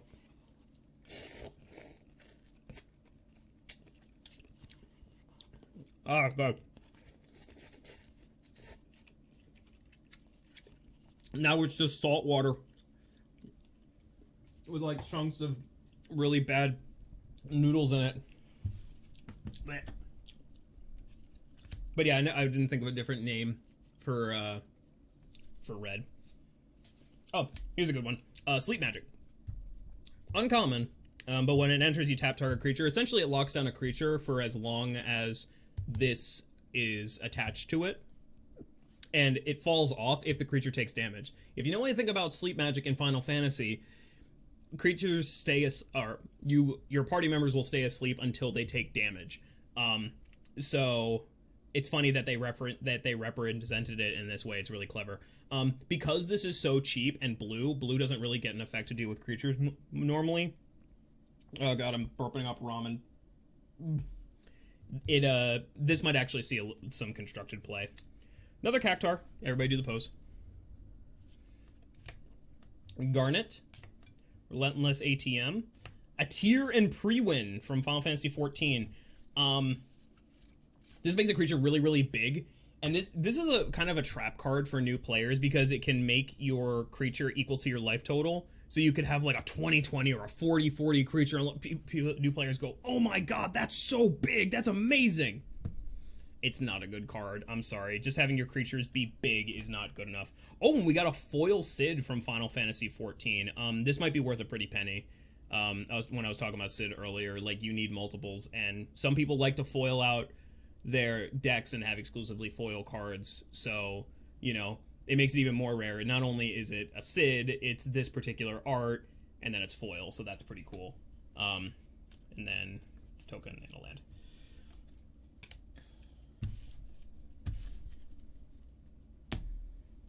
Now to the last couple packs, we can see the bottom.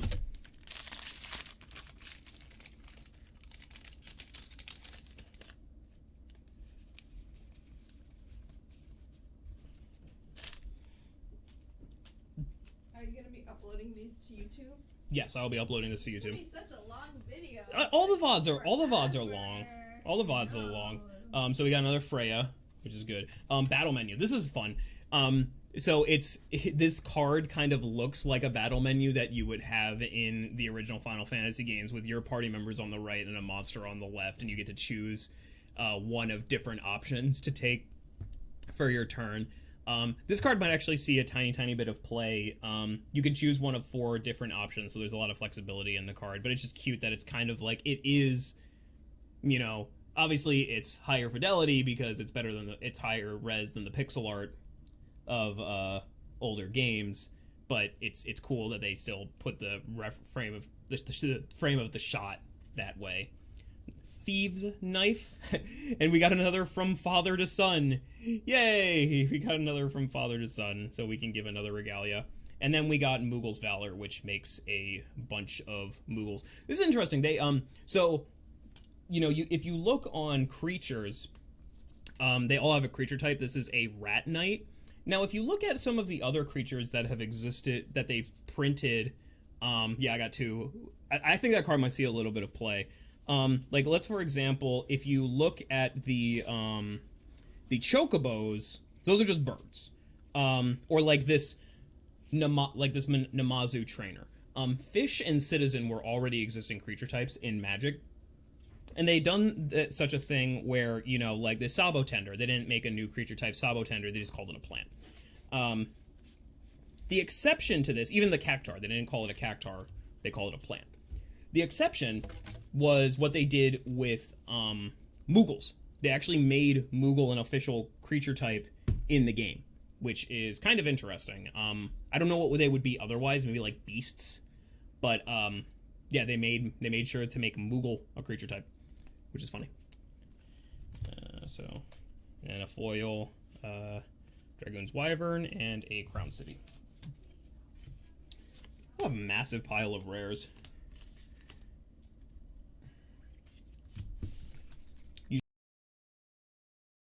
Cards. All right, so I can finally get rid of the box. Now the last couple packs.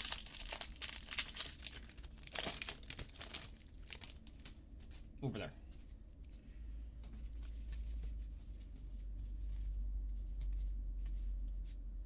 Okay. Poison the Waters. Coral Sword. Swallowed by Leviathan. Another Gabranth. Happy about that. Machinist's Arsenal. I guess Artificer or Machinist is a creature type in Final Fantasy XIV, which is what this is showing. You can make your creature into a Machinist. Foil Travel the Overworld. We see Bart's, or in certain translation, Butts, traveling around on his Chocobo on a very nice foil card. And we got a foil Mountain from Final Fantasy 1. They were talking about this, like, this is, you know, this is an area from Final Fantasy 1 where you go into, like, lava-filled caves, but again, like, digital art wasn't capable of rendering something like this, and, obviously the game couldn't. So, it's interesting that they worked with Final Fantasy artists to depict these sort of things and make sure, like, is this the vision you had in mind when you were developing this game, this area, which is cool. And again, another example, it's not a Chocobo, it's a bird, you know, but they did that for Moogles. It's just interesting.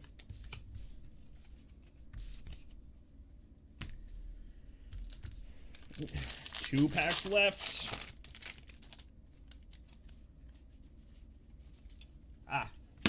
This is a good one. This one has been I've been seeing a lot of complaints about this. I love pixel art, and so I think that this looks really, really nice, but it doesn't look like a Magic card. This is a reprint of a card called Nature's Claim, and I played a lot of Nature's Claim. Nature's Claim is a really, really good card. 1 mana, destroy target artifact or enchantment. Even if your opponent gains 4 life, it's very much worth it. I mean, again, objectively, I think the art looks really nice, but people are complaining online that it's like not a Magic-esque art. I mean, you're allowed to have that opinion. I won't argue with you. I'm just stating out like the I'm just stating what it is. So another Freya, summon Fenrir, Albed Scavengers, another Regalia. Yes, we can get 2. We can look for 2 Regalias and find them. Oh god. And then we got Cecil, the Dark Knight, which Cecil's pretty cool. He is a double-faced card, and people are speculating that he might be decent. Sounds like Cecil, from what I understand, goes on a redemption arc of sorts in his game in Final Fantasy IV, where he is a Dark Knight but becomes a redeemed paladin. So it's not just the bad guys that can transform, it's the good guys as well. 1 mana, 2/3 Death Touch. Pretty strong. This has a downside, but the downside, the point is to flip it over. So that's it. All right, guys. We are on to the very last pack. Now, I definitely can't complain about this box by any stretch of the imagination. Like, I think I definitely, like, pulled enough good cards, especially with the pre-release pack. I need your mojo. Hey, Lupe, can you come here? And I certainly can't complain about the foil instant ramen. Summon Bahamut is probably the best card we've gotten so far. 2 Cryptic Commands is crazy. But yeah, I'm pretty satisfied with what we have gotten so far. I'll do a look through of what we've gotten at the end. But is that special treatment Nomura art of Sephiroth in this pack? No. Let's find out.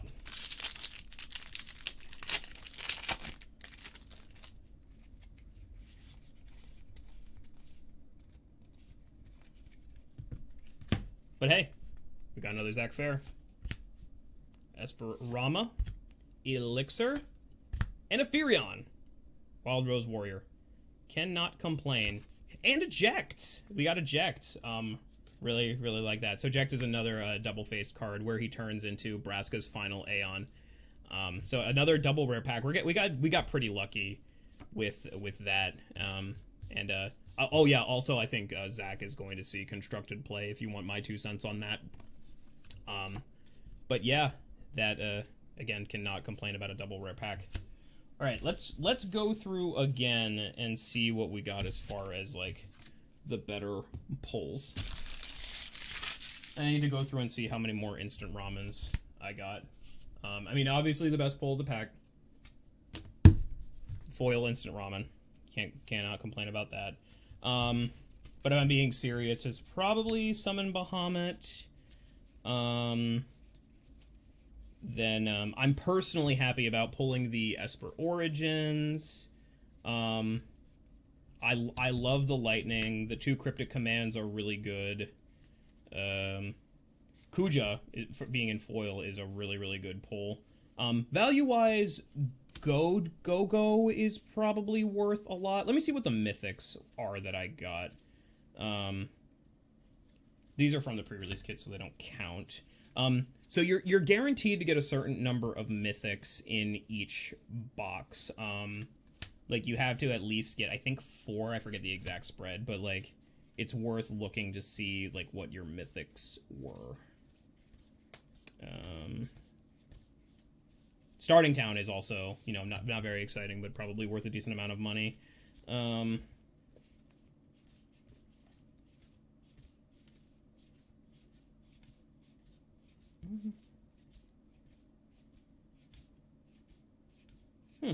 guess I only got 3 mythics technically. Maybe one of these Emmett Selks. Do we remember if these Emmett Selks came from the promo no, I'm pretty sure they came from the box.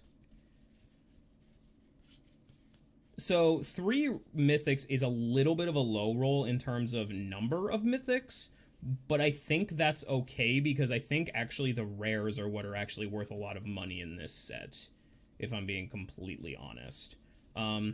The 2 Summon Primal Odins are probably up there in terms of value. I mean, you know, I can't complain after getting, you know, yeah, I got 3 mythics in the box itself, but getting 2 from the bundle kind of makes up for it. You know, again, we got another To the Crystal Tower. These alt art rares are really good. Where was that other Summon Primal Odin? Or was the 2 Summon Primal Odins, I guess. The Lightning Bolt is awesome. Even though it's on only uncommon rarity, it's awesome. Summon Primal Odin.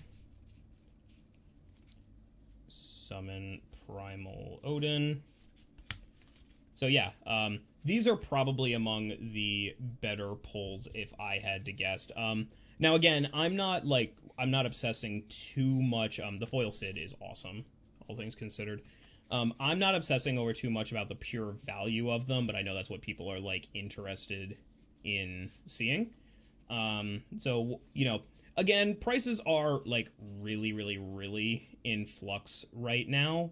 So, you know, it's hard to really predict exactly what the, there's another alternate art rare. The fact that it's alternate art and rare, just, it's like a high rarity thing on top of a high rarity thing, which is kind of a big deal. Yeah, and like triple triad. Yeah, so I am very happy. Oh, and a Seed Academy, a Golbez, and this is a rare from Through the Ages. And then there's probably some commons and uncommons that I'm forgetting about. This is a rare from Through the Ages. Like I mean, honestly, like to think in to get a booster box with like this many rares, these are all rares, is unheard of. Your valuable card is Vivi. Yeah, it's pretty valuable. I want to check the Go-Go in particular. I need to move all of these fucking cards out of the way. Oh my god. Jesus Christ. All these commons and uncommons. I will sort them through them on my own time. Go-Go is probably my most valuable card. But there's going to be other things that are, like, worth money. And again, you know, I, in particular, you know, this is my valuable card still. Nothing is going to beat this. This is, like, the best pull in the set. For, like, quote-unquote normal cards. So let me see. TCG. Actually, I'll check MTG stocks.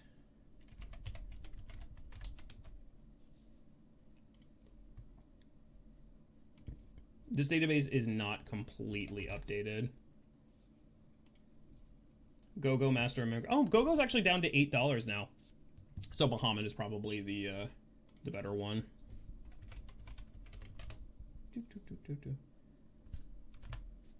Okay, that's not showing Bahamut. This, because the set isn't technically out yet, it's not showing values entirely. Let's go try TCG Player.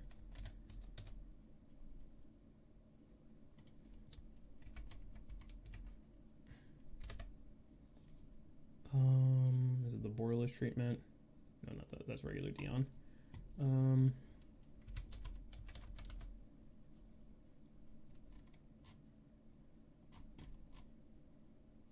Oh, that's not accurate at all. Oh, that's a pre-release card, that's why.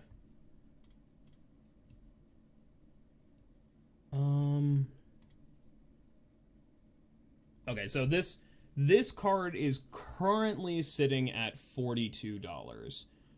That probably won't hold, which is okay, because again, don't pull for value. But this is easily I'm just pointing out that this is the best pull of this set. Now, if I had to guess what the best card of this set is, I think Emmett Selk is actually, or the best of this box, I should say. I think it's actually the Emmett Selk. I think this is a fantastic card. Let me check that. Emmett Selk, Unsundered. Now the extended art. Okay, if he was a pre-release card, it'd be worth a lot more. Yeah, he's worth like $6 or $7, which is fine, which is totally fine. Yeah, there used to be a time where foil versions of cards were worth considerably more money than the original. Now they're actually not really sought out as much anymore, which is interesting. Oh, I should check to see this lightning.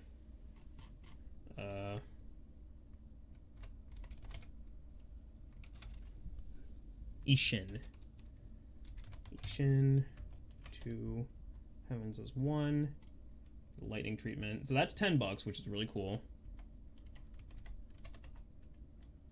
And the cryptic commands, which I have 2 of, which I care about. Oh, they're only $2.50. Yeah, there's guys. Can you believe we live in a world where cryptic command is $2.50? Are you freaking kidding me?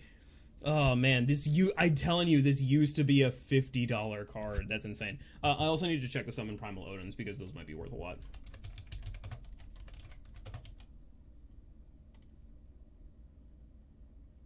Oh, it went down. Okay, that's fine. And then, where was the starting town?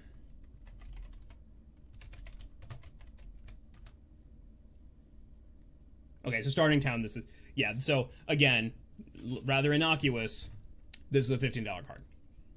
So, can't be too surprised by that because lands tend to hold their value. That's how Magic works. But yeah, I am very happy with this. I really would have thought that Cryptic Command would be worth. It's not seeing play. Like, Control in particular is really bad in Modern. It doesn't see a lot of play in Commander anymore, and, you know, it's just not... It's been power crept out. I know there was a time where, like, you wanted to build a Control deck in Magic, and it was like, okay, start with, like, 3 Cryptic Commands, and your game plan was just cast Cryptic Command as many times as you can, but... It's a heck of a world we live in. But I mean, again, like, this is why you don't pull for strictly value. That's why you pull for, you know, you take the, you don't risk it, you don't, you know, It's just you buy cards for the love of the game, and I do love this game. So, oh, I could also check the pre-release of Summon Leviathan.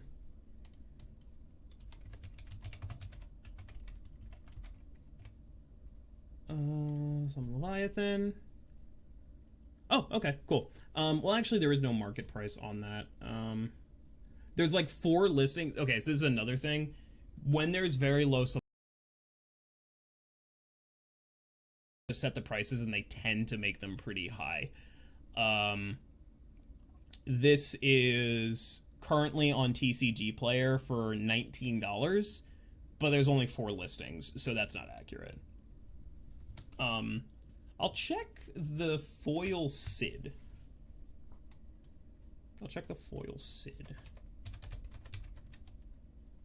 Foil Sid Timeless Artificer 216 is the one that I have. Yeah. Yeah, this is this is $10. Go figure. Foil uncommon. What a world we live in. I might as well check the other one. Where's that other Sid? This one is 411.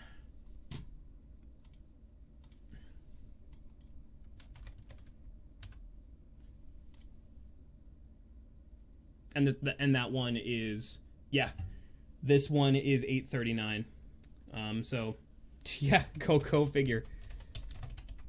I want to see what the Sid Timeless Artificer is for.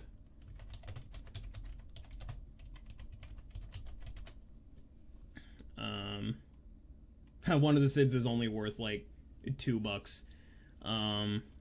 What is the Final Fantasy? If I had to guess, the Final Fantasy VII Sid is probably worth the most. If I had to guess. Oh no, actually not. Why are these Sids worth so much? Doesn't make what? Huh? Interesting. Well, whatever. Not gonna harp on it. But yeah.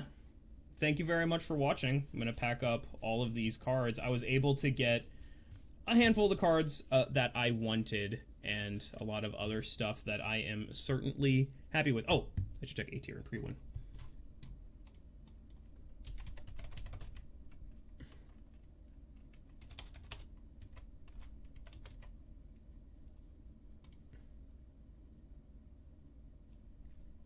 Yeah, only $5. That's fine. But yeah. Thank you all very much for watching. Because you are all so good to me. Actually, before I get the rest of the ramen, let's pack up all of these cards and put them aside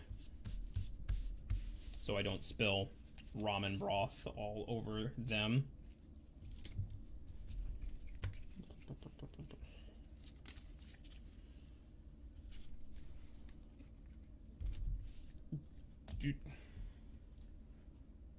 I'm gonna throw back. I'm not done yet. I have to drink the rest of this fucking ramen. Oh, it's terrible.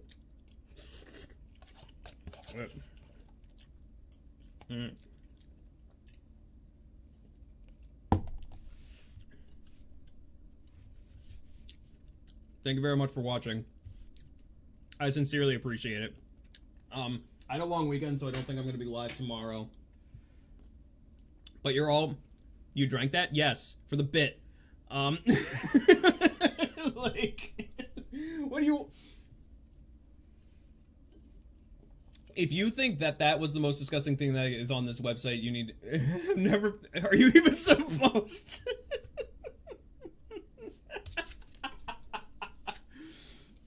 Yeah, I'm gonna go have a heart attack now and die of sodium ingestion. Thank you guys very much for watching. I appreciate it. I'm never eating another thing of cup noodles ever again. Hydrate? Yeah, I need to hydrate. Thank you. Oh god, I can't get it out of my mouth. And maybe even more disgusting, I'm chasing it with seltzer, although I love seltzer. Oh god. Get it out of my mouth. Blech. Thank you guys very much for watching. I sincerely appreciate it. I hope you had fun as much as I did. I've never done a content like this before. The Final Fantasy set goes live on Magic Arena fairly soon-ish. So I will be playing it certainly on my own time. What? I like seltzer. Shut up. I'll be playing it certainly on my own time, but I might go live and play some of it for you beautiful people. So, yeah, thank you all very, very much for watching. I'm going to send you to raid somebody who is live right now. I'm